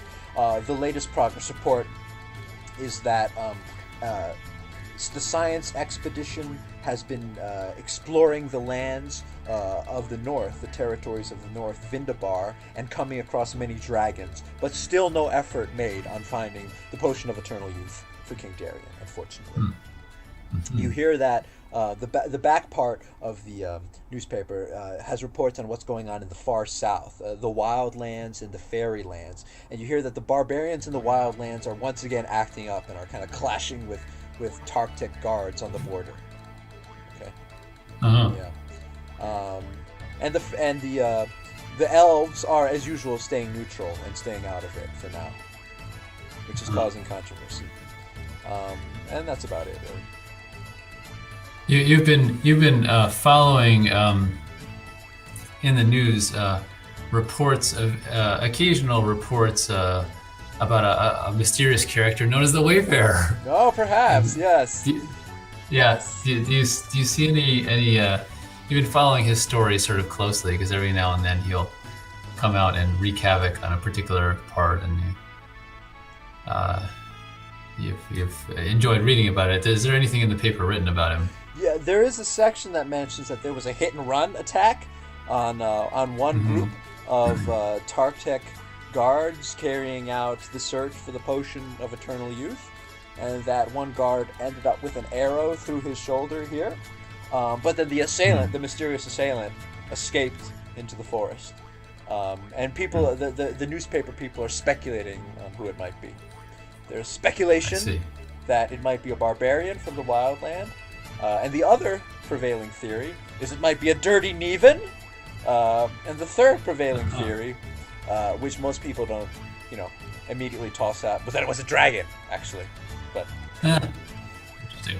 But yeah, that's. Speaking of which, are there any mentions about Nevans in the paper? No mentions on Nevan crime. There is a mention that lately Lord and Lady Malus, the ones that have been having the falling out, they've been treating their Nevan employees very well.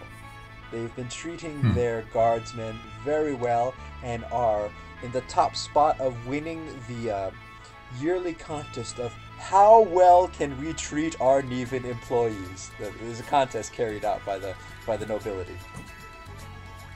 I see. How hard are we checking our privileges and treating our employees this year? They're in the top spot right now. Wow. Okay, well, that was informative. I think it might be time to go walk over and see the orangutan. All right, the orangutan. So you walk over, and then you see Evelyn, who comes up to you guys. She's like, "Hello, guys.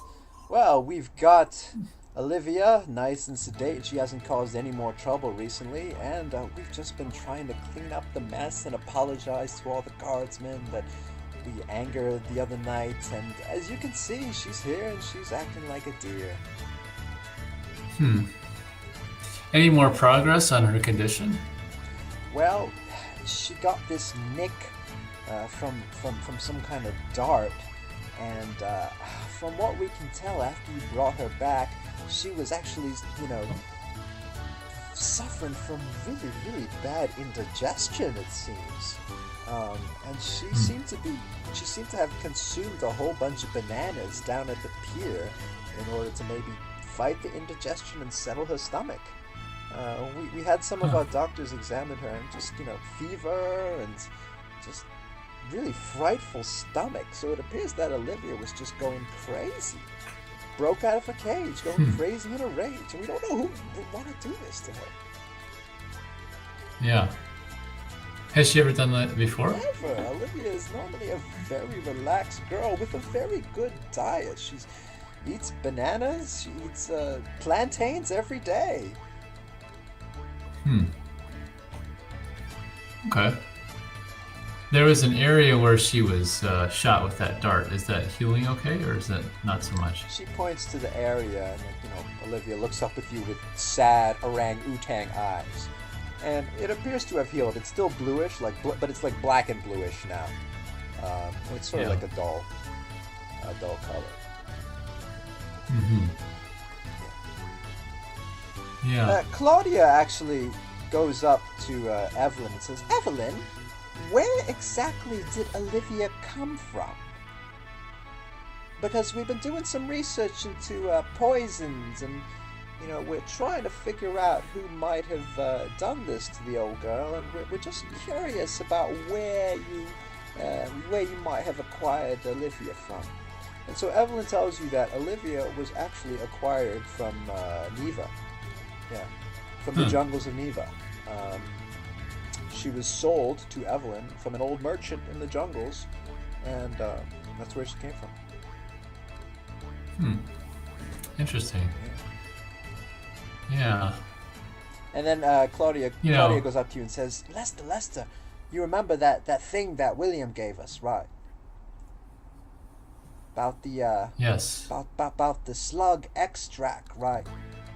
Yeah, so it's primates are immune to it if they eat lots of Neva plantains. And Olivia here is from Neva as well, so she might be immune to the poison. But it gave her heartburn and the bubble guts. Yeah. But why would somebody want to do that? What does it have to do with the king? Yeah, what does it have to do with her? Now, there are also a couple other animals around in the cages. Keep in mind, you can also look at those. Like, these guys are taking care of the animals. Yeah. Let me just ask one last question of Evelyn here. Any contact with Nevans yourself? And Evelyn says, well, I don't really specifically have contact with them. I know that I've traveled through the region before. I acquired Olivia from Neva as well. And I also, and then she guides you up and around here, I also most recently acquired another great find from Neva.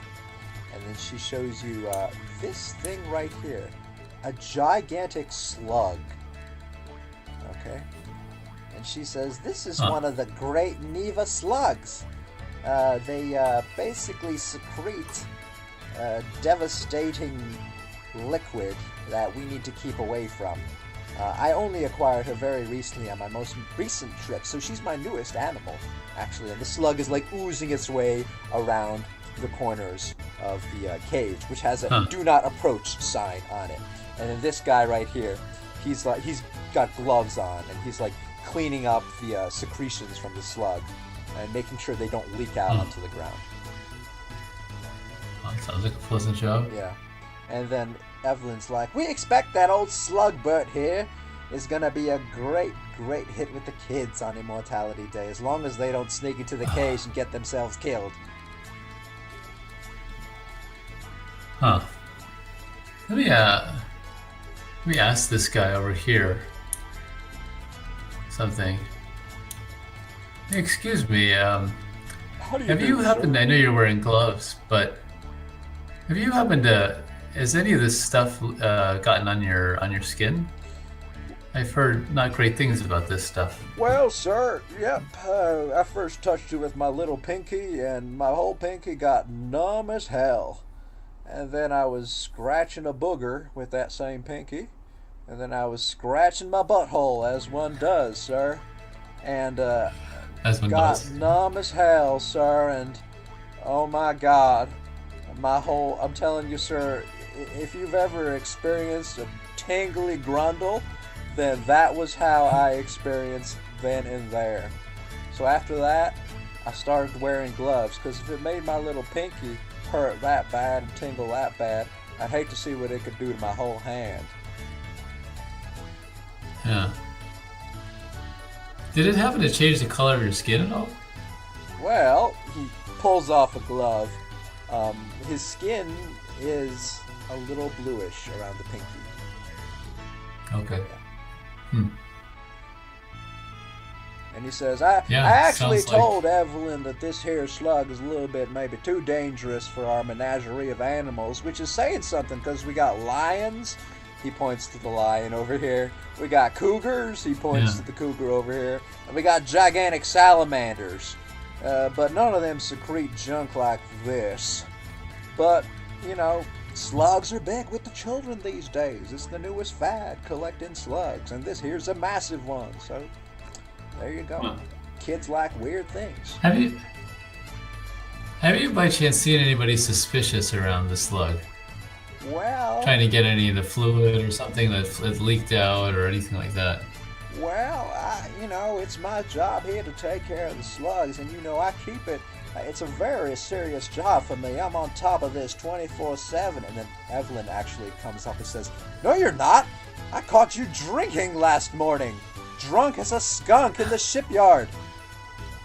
Dereliction of duty." And he says, "No, Madam Evelyn, I was just, it was because of my tingly butthole. I needed to grab me a flask of the alcohols to get rid of the tingle."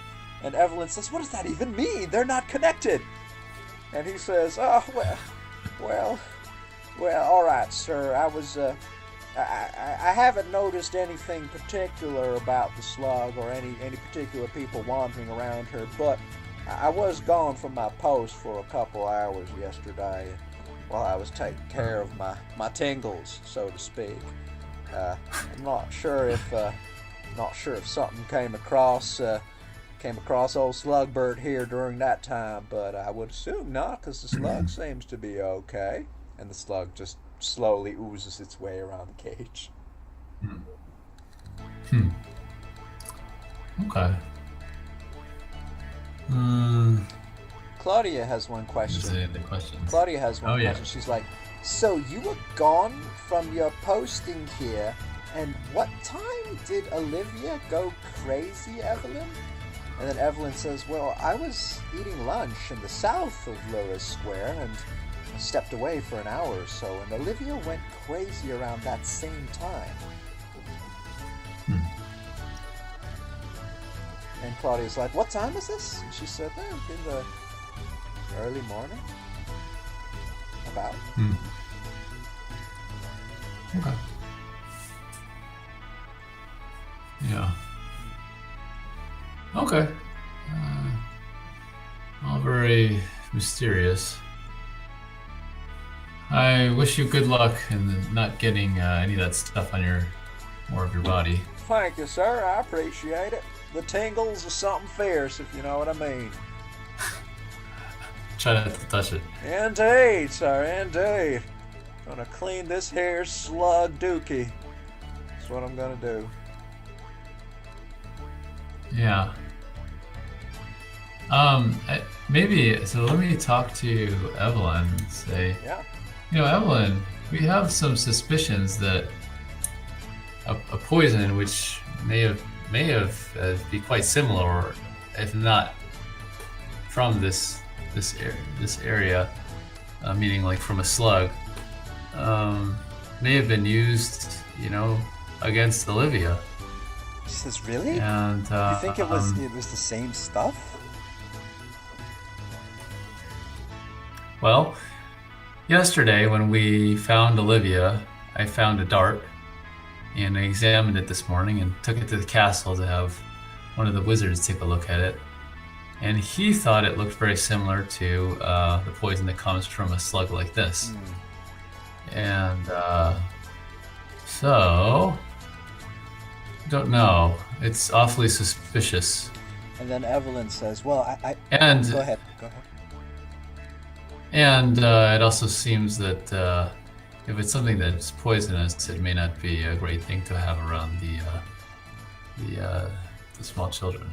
Well, Evelyn looks distressed. She's like, "Well, I only just acquired this slug, so it hasn't really interacted with my other animals yet. But if that's the case, then we might need to quarantine it. I don't want it doing the same thing to Olivia." But why would, well, unless the slug escaped and somehow attacked Olivia, but it was in its cage this whole time, unless... And then she goes over to this bozo here, and she's like, "Did you let the slug out while you were busy drinking yourself silly in the shipyard?" He says, "No, ma'am, not at all. I might have had the tingles, but I wasn't tingly enough to unlock the door of this here cage, not at all. If the slug got out, it wasn't my fault. Not in the slightest." It was probably from a dart. And So Olivia's distressed, and she says, well... Or Evelyn's distressed. She's like, a dart, alright, but why Olivia? Why the... No. It's just... Yeah, it don't doesn't know. make sense. Evelyn says, I come to Tartec every year for Immortality Day, and then this is the one year where everything goes crazy, where someone attacks Olivia and she breaks out, and then I've got all these guardsmen on my trail. Why? Yeah. Don't know. Don't understand. Do you know how many apologies I've had to make today, Lester, to all the guards that were chasing after my poor orangutan? Yeah. Alright. But just in case that this poison or whatever is coming from the slug, just in case it gets used again, I guess a way to prevent that would be, is there some way you have to secure this thing so no one can get access to it? The slug, you mean? Yeah.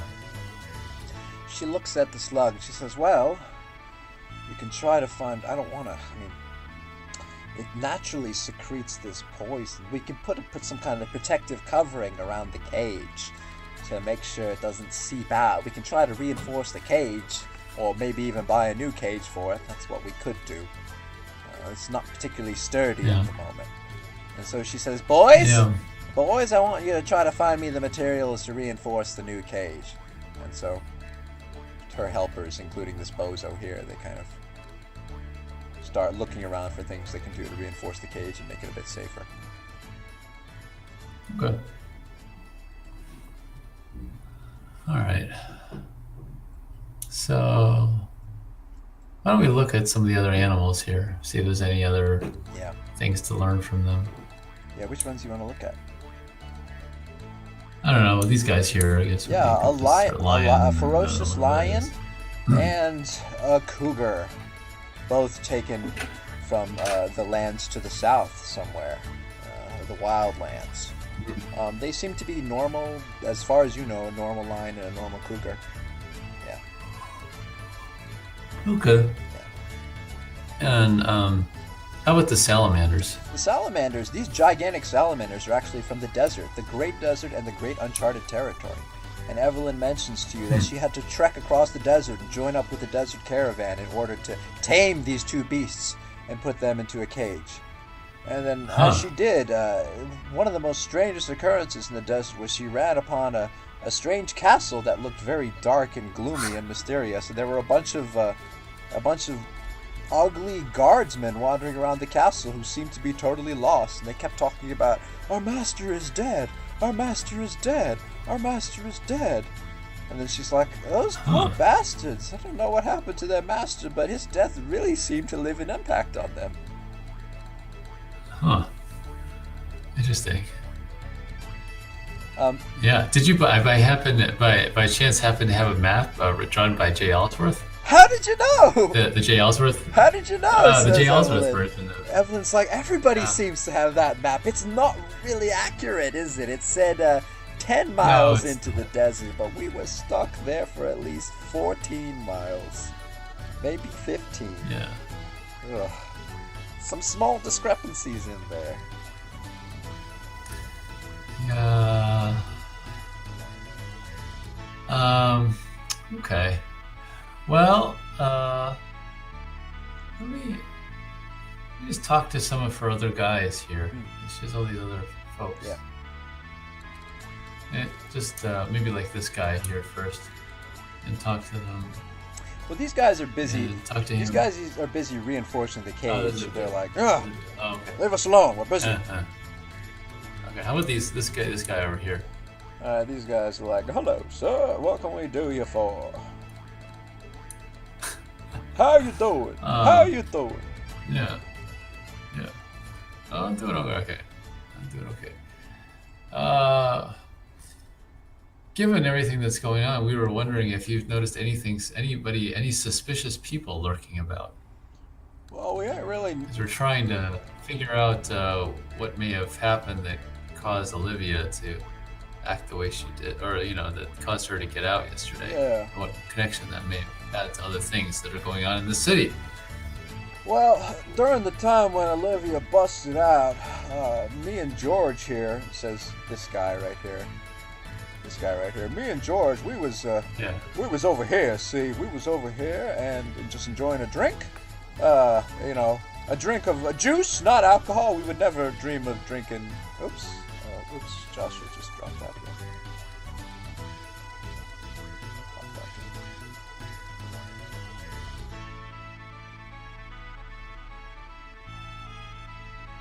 Did you hit your mouse button again? Oh, sorry.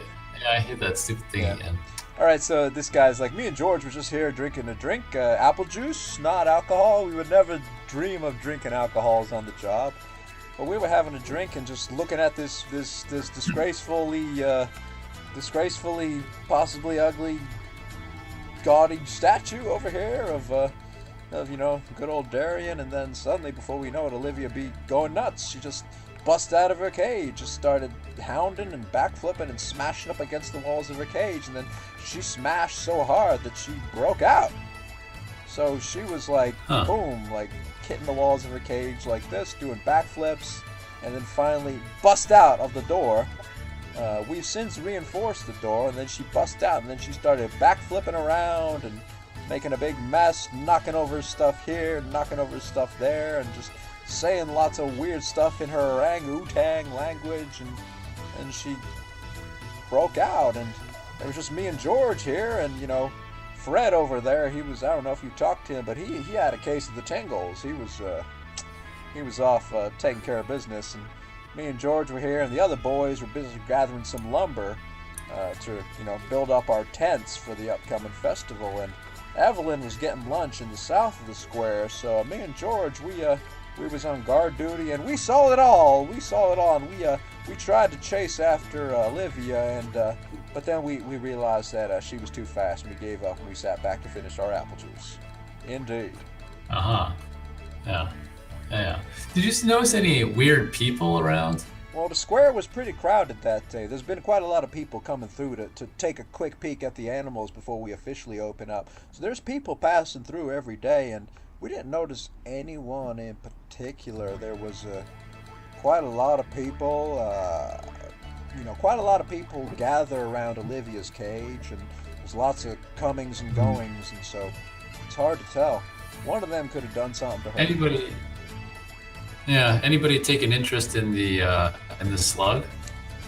There was one weird-looking guy. He kind of ugly-looking guy, had a ugly look on his face, and he would come every now and then, take a look at the slug and shake his head at it, and then take a look around at our tents and stuff, and then he would leave.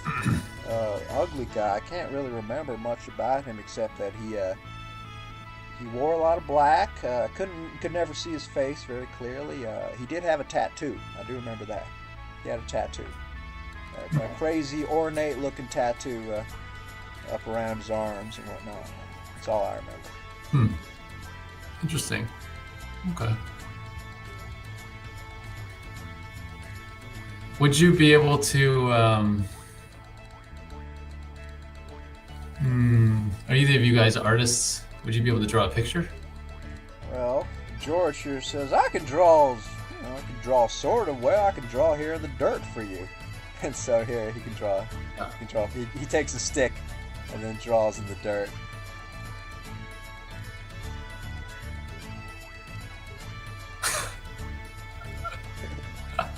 My artistic ability knows no bounds, sir. This was the man in question. He had a kind of a hood on, so I couldn't really get a close look at his face.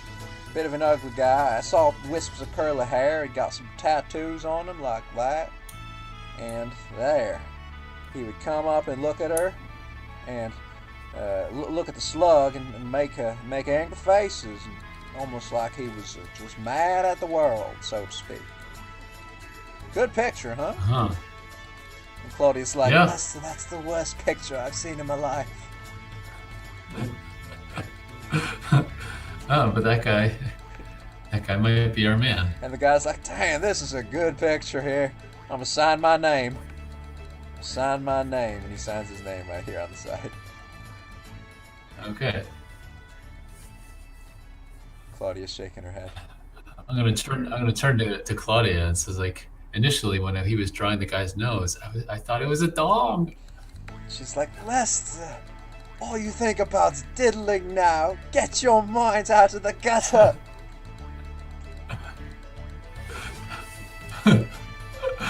Okay. Well, I think it's probably time to take our leave. Yeah. Can we just at least look at the statue? Yeah. Let's You go can look at come down here. The statue is covered with a massive tarp, and then there's two gods here. They're like, no touching or peeking until Immortality Day. Yeah. Let me just talk to the guards. Have you guys seen any weird stuff going on today? Not today. There was that whole incident with the orangutan yesterday. I have no idea why we let these animals into Tartec. That one caused so much damage yesterday. Had half of the damn police force chasing after it. We had to get called in from the castle to specifically go and chase a monkey throughout the city. It's disgraceful. Wasted the whole day. I didn't get anything done today.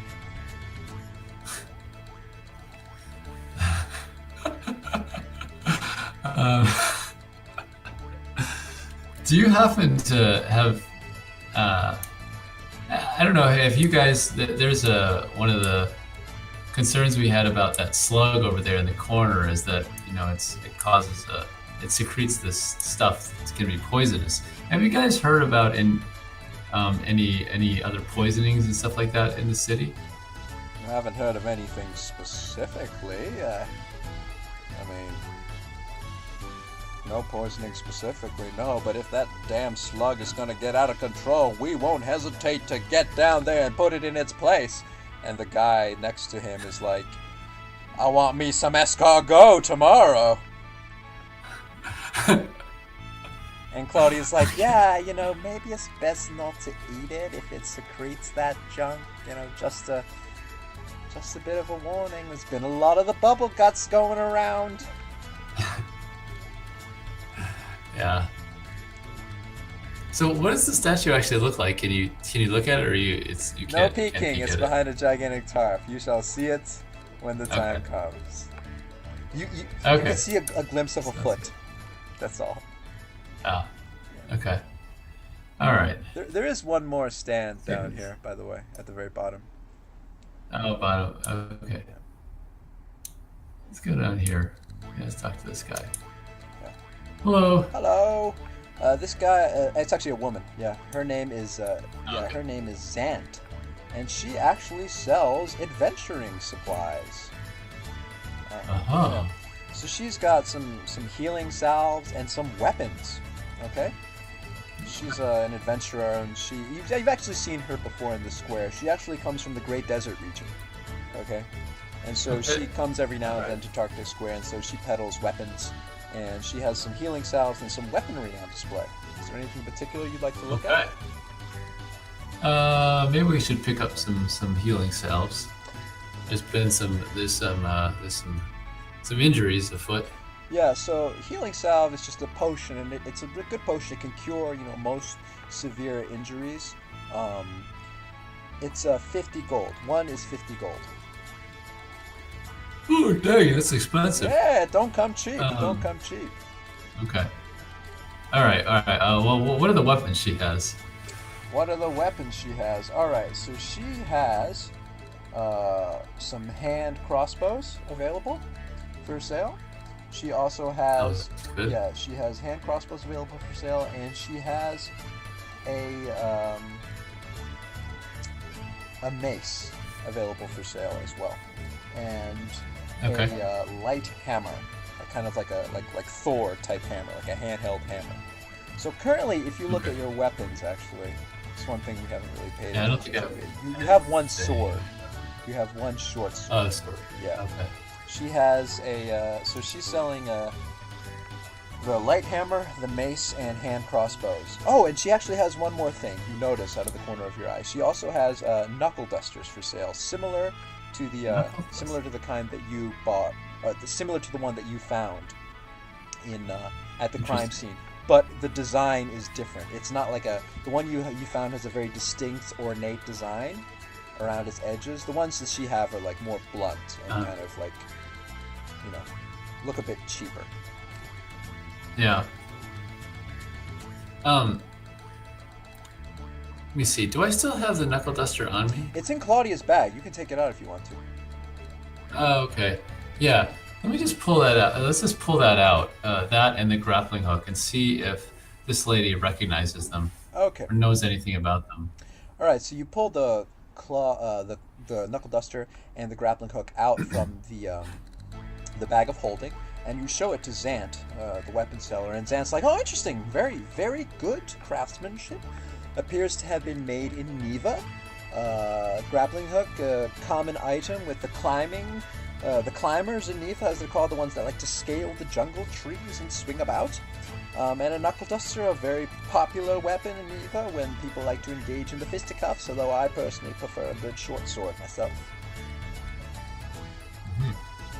Yeah. So you can say, based on these, that they're definitely from Neva or made there? Definitely from Neva, and she points to the designs on each of them.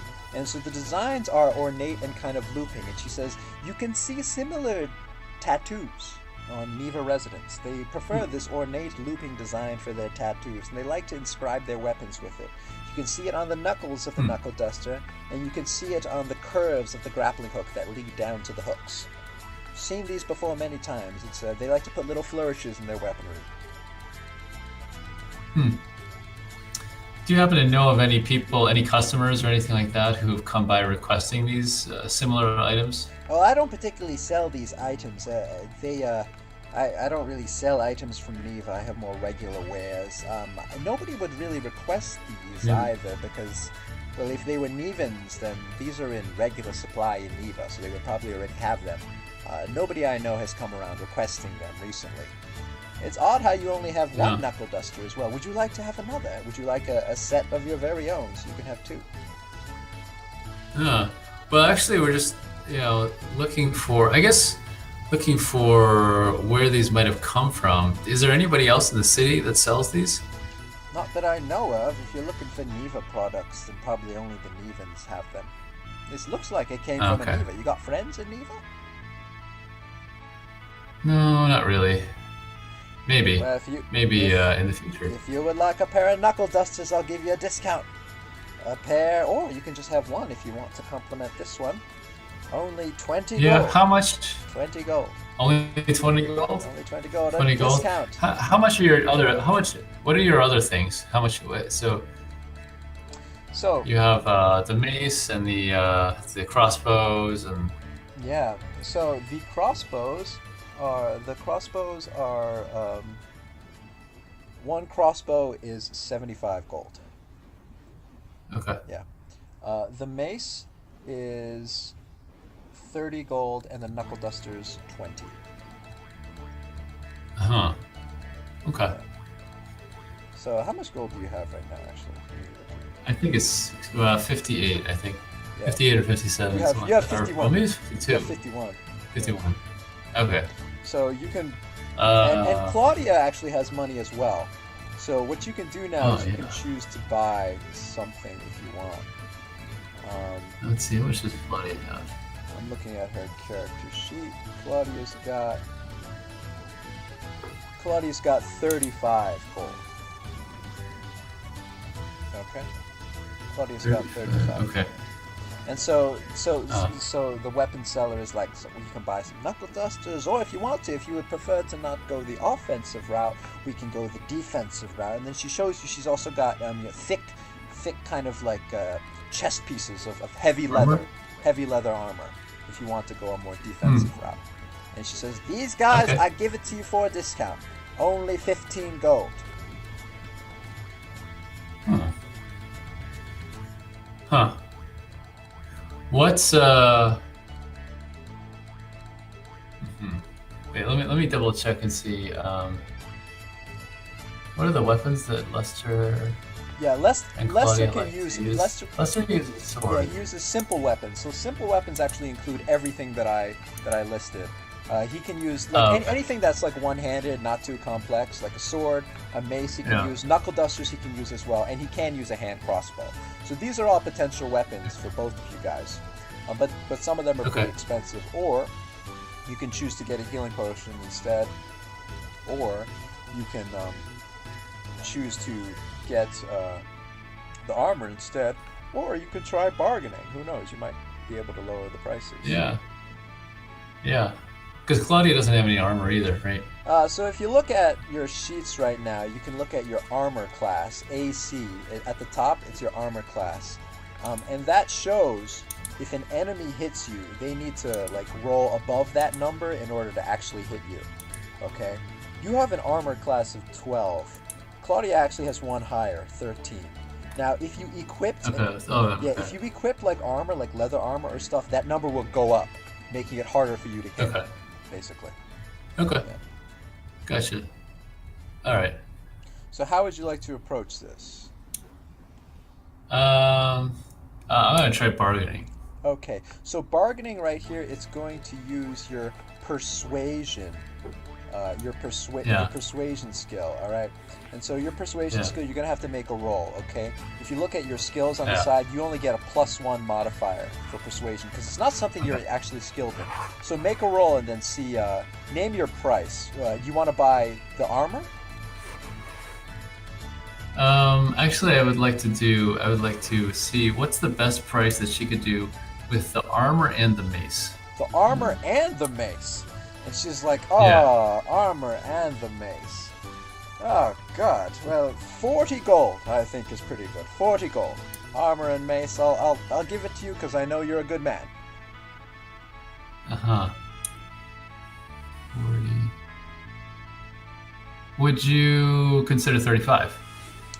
35. Give me a roll. Yeah, roll the dice. Okay. 16. Okay, so that's your persuade. You're going to do persuasion 16 plus 1, 17. So pretty high, actually. Yeah, so that's a 17 total. And she says, all right, 35. So you want 1 mace and 1 leather armor, correct? Yes, please. All right. Very well, sir. Here you go. And so I'll add this on for you. So on your sheet now, you have 1 mace. Okay. You got 1 mace. The mace is 4 pounds. Added that onto you. That's going to change the total weight that you're carrying.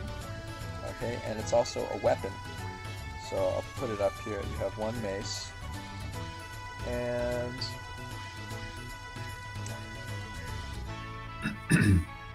let's see.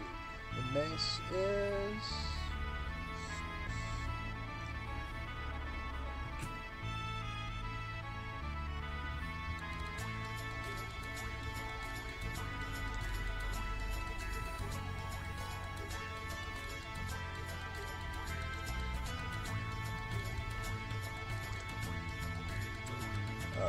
inputting the values for you. Okay. So you should see that now on your sheet, a little stat for the mace. You see it? Yeah. Yeah. So let me just. Yeah. So what this means is you have 2 weapons right now. You have the short sword, okay, and the short sword. So when you make a roll to attack with the short sword, in order to see if it hits, you automatically get a +4 modifier on it. And that's the same for the mace. Yeah. And the damage that the short sword does is you roll 1d6 and +2. Okay? The mace is 1d8 plus 1. Okay? Yeah.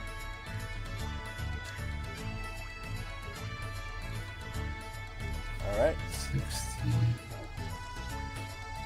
Yeah. Okay. And 16 gold left. Yeah.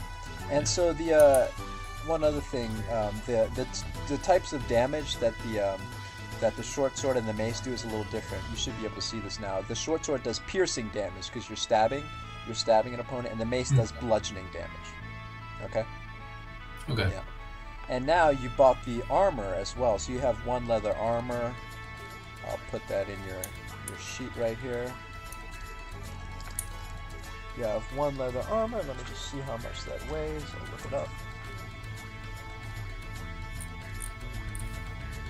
Alright, that weighs 10 pounds. Okay. So you got like a kind of a heavy coat of leather armor on you. So the total weight that you're carrying right now is about almost 17 pounds. Okay. And because you're wearing leather armor, that has increased your armor class up here. It's no longer 12, it's 14 now. So you've become harder to hit. Alright? Alright. So you got a short sword and a mace. Alright. Now, so you got 2 different weapons to choose from. And so later on when you enter combat, I'll explain this, but you're not able to dual wield, which means holding one weapon in one hand and holding another weapon in the same hand. You're not skilled in that yet. That's a skill you'll get later. So before combat, you're going to have to tell me which one you prefer to use. Yeah. Yeah. Whether you want to stab stuff or bash stuff. Okay. All right. Is there anything else you want to buy? You don't have too much money. Claudia has some money. Yeah. Not right now. Okay. Claudia's like, do we need healing salves, Lester? No? Yeah, but we don't really have enough money for that. Unless Claudia wants some armor. Claudia's like, don't need no armor, I'm okay. Okay. Okay. Alright. I think we're good. You're good, okay. And, alright, the weapon seller is like, if you ever need any more stuff, then I'll be right here. You know where to find me. Okay. Alright. So, now, where do you want to go? Well, actually, I probably should be going to bed, actually. Alright. There's one good place where we can stop at, actually, like after the next scene. If you want to just go to that, we can go to the next scene and then we can stop. It's a good stopping point. Yeah. So Okay. you said you wanted to go to Beggar's Alley, right? That's good. Beggar's Alley, yeah. All right. Yeah. So we will go back to the map, and here's a good place for us to stop. So you're at the city square, and so you're going to move to Beggar's Alley, this alleyway that was marked on your map. Okay? Yeah, right.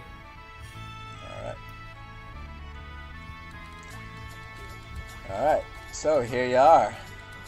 Kind of a grungy looking alleyway, and you see that it's filled with beggars sitting on the ground, holding out bowls with both hands, asking, please, sir, won't you donate to the homeless?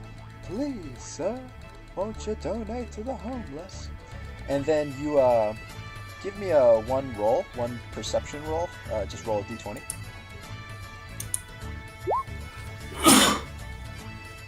Joshua Blum rolled a 1. Joshua Blum did not perceive a damn thing. Let's see if Claudia fares a little better.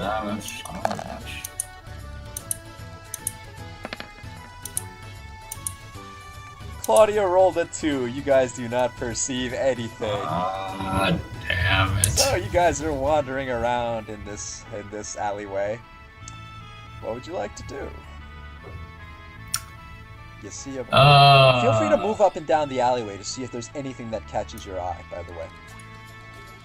Yeah. The beggars are constantly being like, please, sir, won't you donate to the homeless? Please, sir. Spare a gold coin for the homeless. I'd like to look around the walls and the roofs and all that kind of stuff to see if I can see any more of those secret symbols. Yeah, well, that's what you just rolled for, and you ain't perceiving anything, unfortunately. Oh, anything. Yeah. Okay. If there are secret symbols hidden about, they are unfortunately hidden beyond your current recognition. Yeah. Yeah. Well, I would like to pull out that little piece of paper. Which one? That Pop said. With the secret little letters and stuff like that, little symbols on there. Yeah, this one. Yep. That one. Yeah. And show it to some of the beggars and see ask if they recognize any of these symbols, if they've seen any of these around. All right, which beggar are you going to show? Vicinity. Which beggar are you going to show it to? Point out one.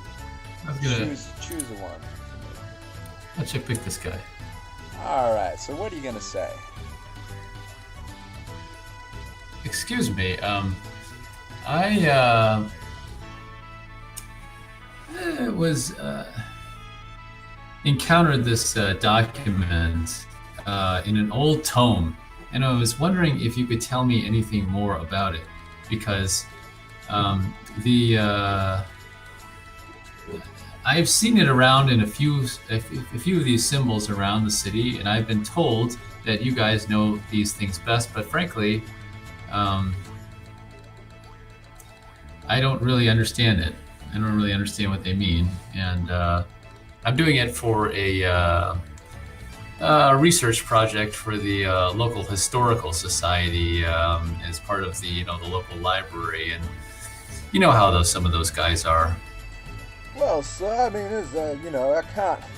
I can't read. I see a bunch of pictures and shapes, and maybe you could loosen my lips with a bit of money. Maybe a gold coin or 2 or 3 or 4. Maybe I might be able to tell a little bit to you, perhaps. Maybe a paltry sum of 5 gold, maybe. An upstanding young man like yourself could certainly afford to give away that much.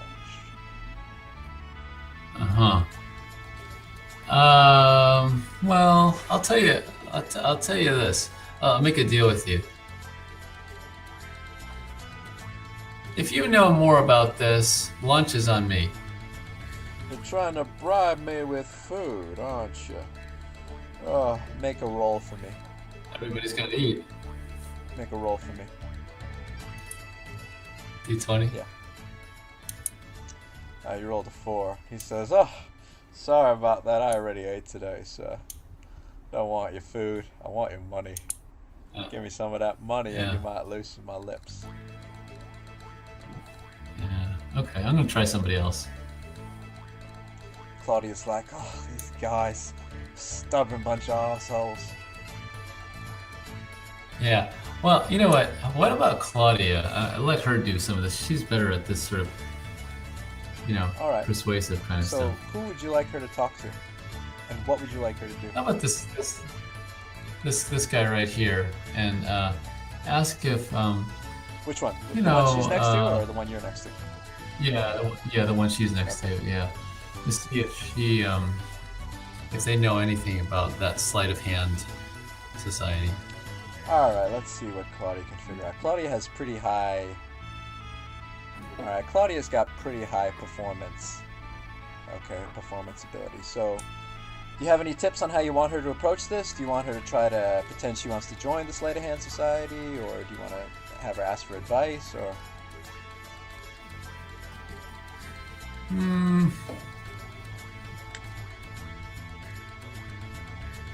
I guess maybe maybe if a person wanted to join, who might they talk to?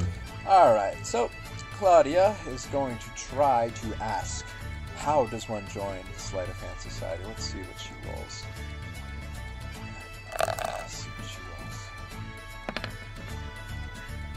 Oh, she rolled a 1. Oh, not good. She rolled a 1. Plus 5 is only a 6. Alright, so she rolled only a 6.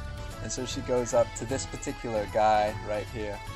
This guy, and she's like, "Excuse me, sir. I'm just a young, innocent little girl who wants to get into the old sleight of hand business and trying to join up with some secret societies, and I was wondering if you could possibly spare a bit of attention towards instructing a little girl how she might go about joining the secret underbelly of Tartec." And the guy's like, nope. Money first.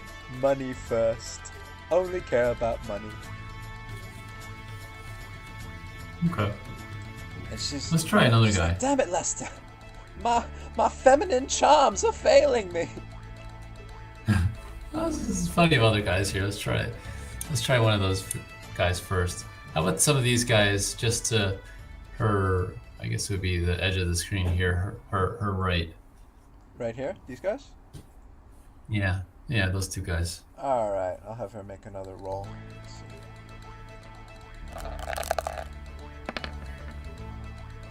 And 11. 11 plus 5. Alright, 11 plus 5 is 16. Alright, she's like, excuse me, lads. I've got me a sick mum. I've got me a really, really sick mum who's in bed with the diabetes. Don't know what that is, but I read about it in a book. And she can't take them sugars, because she got the diabetes. Alright, and so what I'm trying to find the right food that she needs to survive the diabetes. But I just don't got any money. And I really need the money in order to beat the diabetes. So I heard there's a secret society around town that can stab its way through the diabetes like a knife through butter.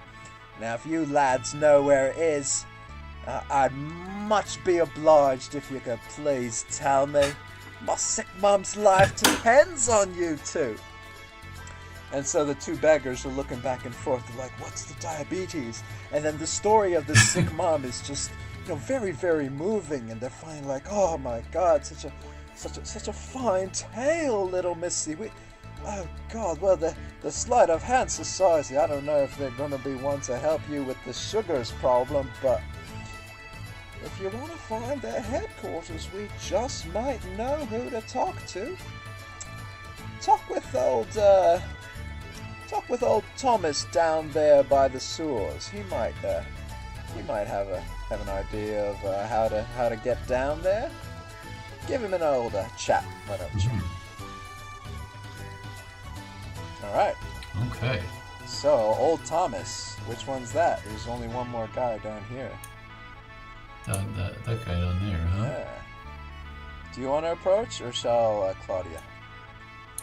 Claudia did pretty well with that one, so... Alright, okay, I'm just going to have her roll again, but she's going to have to beat a smaller number this time, because the diabetes story already moved some hearts. Only a 1! Oh, it's a good thing she only has to beat a 5. Okay, so 1 plus her 5 modifier is a 6, she barely beats it. That's a good thing. Otherwise, you might have had to beat this guy up. Alright. And so she's like, excuse me, sir, I don't know if you've heard of the diabetes, but it's killing my mum softly and slowly. So, my mum's suffering from the sugar inability to consume and the bubble guts and all that and all these sorts of things and the diddling disease and tell us how to get down to the society, why don't you? And the guy's like, oh, well... gold first? She's like, no! Fuck off, mate! We want to get down there! And the guy's like, alright, well, fair enough. And he steps aside, and he points to the grate below him. And then on the grate below him, you see something interesting. You see a sign, you see a star with 2 boxes underneath it, and then brackets on the side. That says HQ near. Okay? And then the beggar whispers to you, the beggar Thomas whispers to you and says, alright, so the society's headquarters changes every month. This is the path leading to this month's location, but I gotta warn you, the sewers are a nasty place, okay? So be a bit careful when you go down there and watch out for the crocodile. And then he saunters off going, ho ho, hee hee, ha ha, ho ho, hee hee. Alright. Oh, dun dun dun. And Claudia's like, oh crap, a crocodile. What else is down there, I wonder? So, lots of poo. There is an opening if you want to go down. Will you go down now? Yeah, Alright. might as well go down. Alright, so you creak open the opening, and then you head down into the depths of these sewers. And I'll just show you a sneak peek.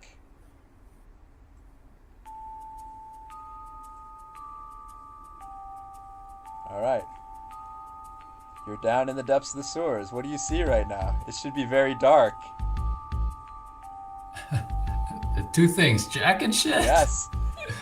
And it is extremely dark at the moment. And then Lester's like, oh jeez. Or sorry, Claudia's like, oh jeez. We could really use a light source down here. And that is where we will end for now. Okay. It's a good spot, a good cliffhanger. Alright. So congratulations, you found your way down into the sewers, which is kind of where I wanted to end for now. Yeah. And you can't see very much at all. Huh. I wonder, if any of them, either of those guys have like ability to like matches or anything like that. Nah, you don't have a light source with you at the moment. I don't think we have that. Yeah, you don't have a light source with you at the moment. Maybe you should have tried to buy one, or ask around for one, but it's okay, you can make do. Yeah, well, that'll be next week's task. Yeah. So. Oh, yeah. One more thing, Joshua. As you and Claudia venture down into the sewers, the beggars up top shut the grate above you. Oh man. So. Damn the physics. Damn the physics. So there you go. Oh, so we're trapped in the sewer. There you go. Trapped in the manure, as they say. Oh well. Okay. Well, we'll see. Oh, I see. There's a part of a corner. You can see a little bit. You can see a little bit. Yeah, you can see around you a little bit. I can see the whole thing on my screen, but you disabled it, so I've disabled it on your screen, so you can only see a few feet in front of you. So each square is 5, so you can only see about 15 feet in front of you before the darkness becomes too thick. And who knows how big the sewers are. Yeah. Okay. All right. Well, congratulations, you made it a bit farther. To be continued. To be continued. All right, good job. Yeah. Any thoughts or questions you want to ask me before we wrap it up? Covered a lot. Yeah, quite a lot actually. A lot of detective stuff today. Yep. I don't think so. I mean, there's a lot of like lingering clues, but none of it seems to necessarily point anywhere definitive yet. Yeah. So. I mean, the main thing is what's up with the whole who tried to kill the king. You know, it might have something to do with the Nevans, and the Sleight of Hand Society might be involved, but you're not sure. And then why was Olivia the orangutan targeted? Mm-hmm. And yeah, there you go. And there's that suspicious guy that was seen hanging around the slug. Yep, a suspicious man hanging around the slug. So lots of little threads to follow up on. And who's that person your father had needed to give white roses to? Yeah, who's that person your father needed to give white roses to? Uh-oh. Interesting. The plot thickens. Yeah. Okay. All right. Well, very good. Good thing we bought some weapons. Yeah, good thing you bought some Maybe weapons. engage in the fisticuffs. Might have to engage in the fisticuffs later. Yeah. As you tackle the crap hole of Tartec, literally. Okay. All right, Sounds good. Stuff. I'm gonna stop recording.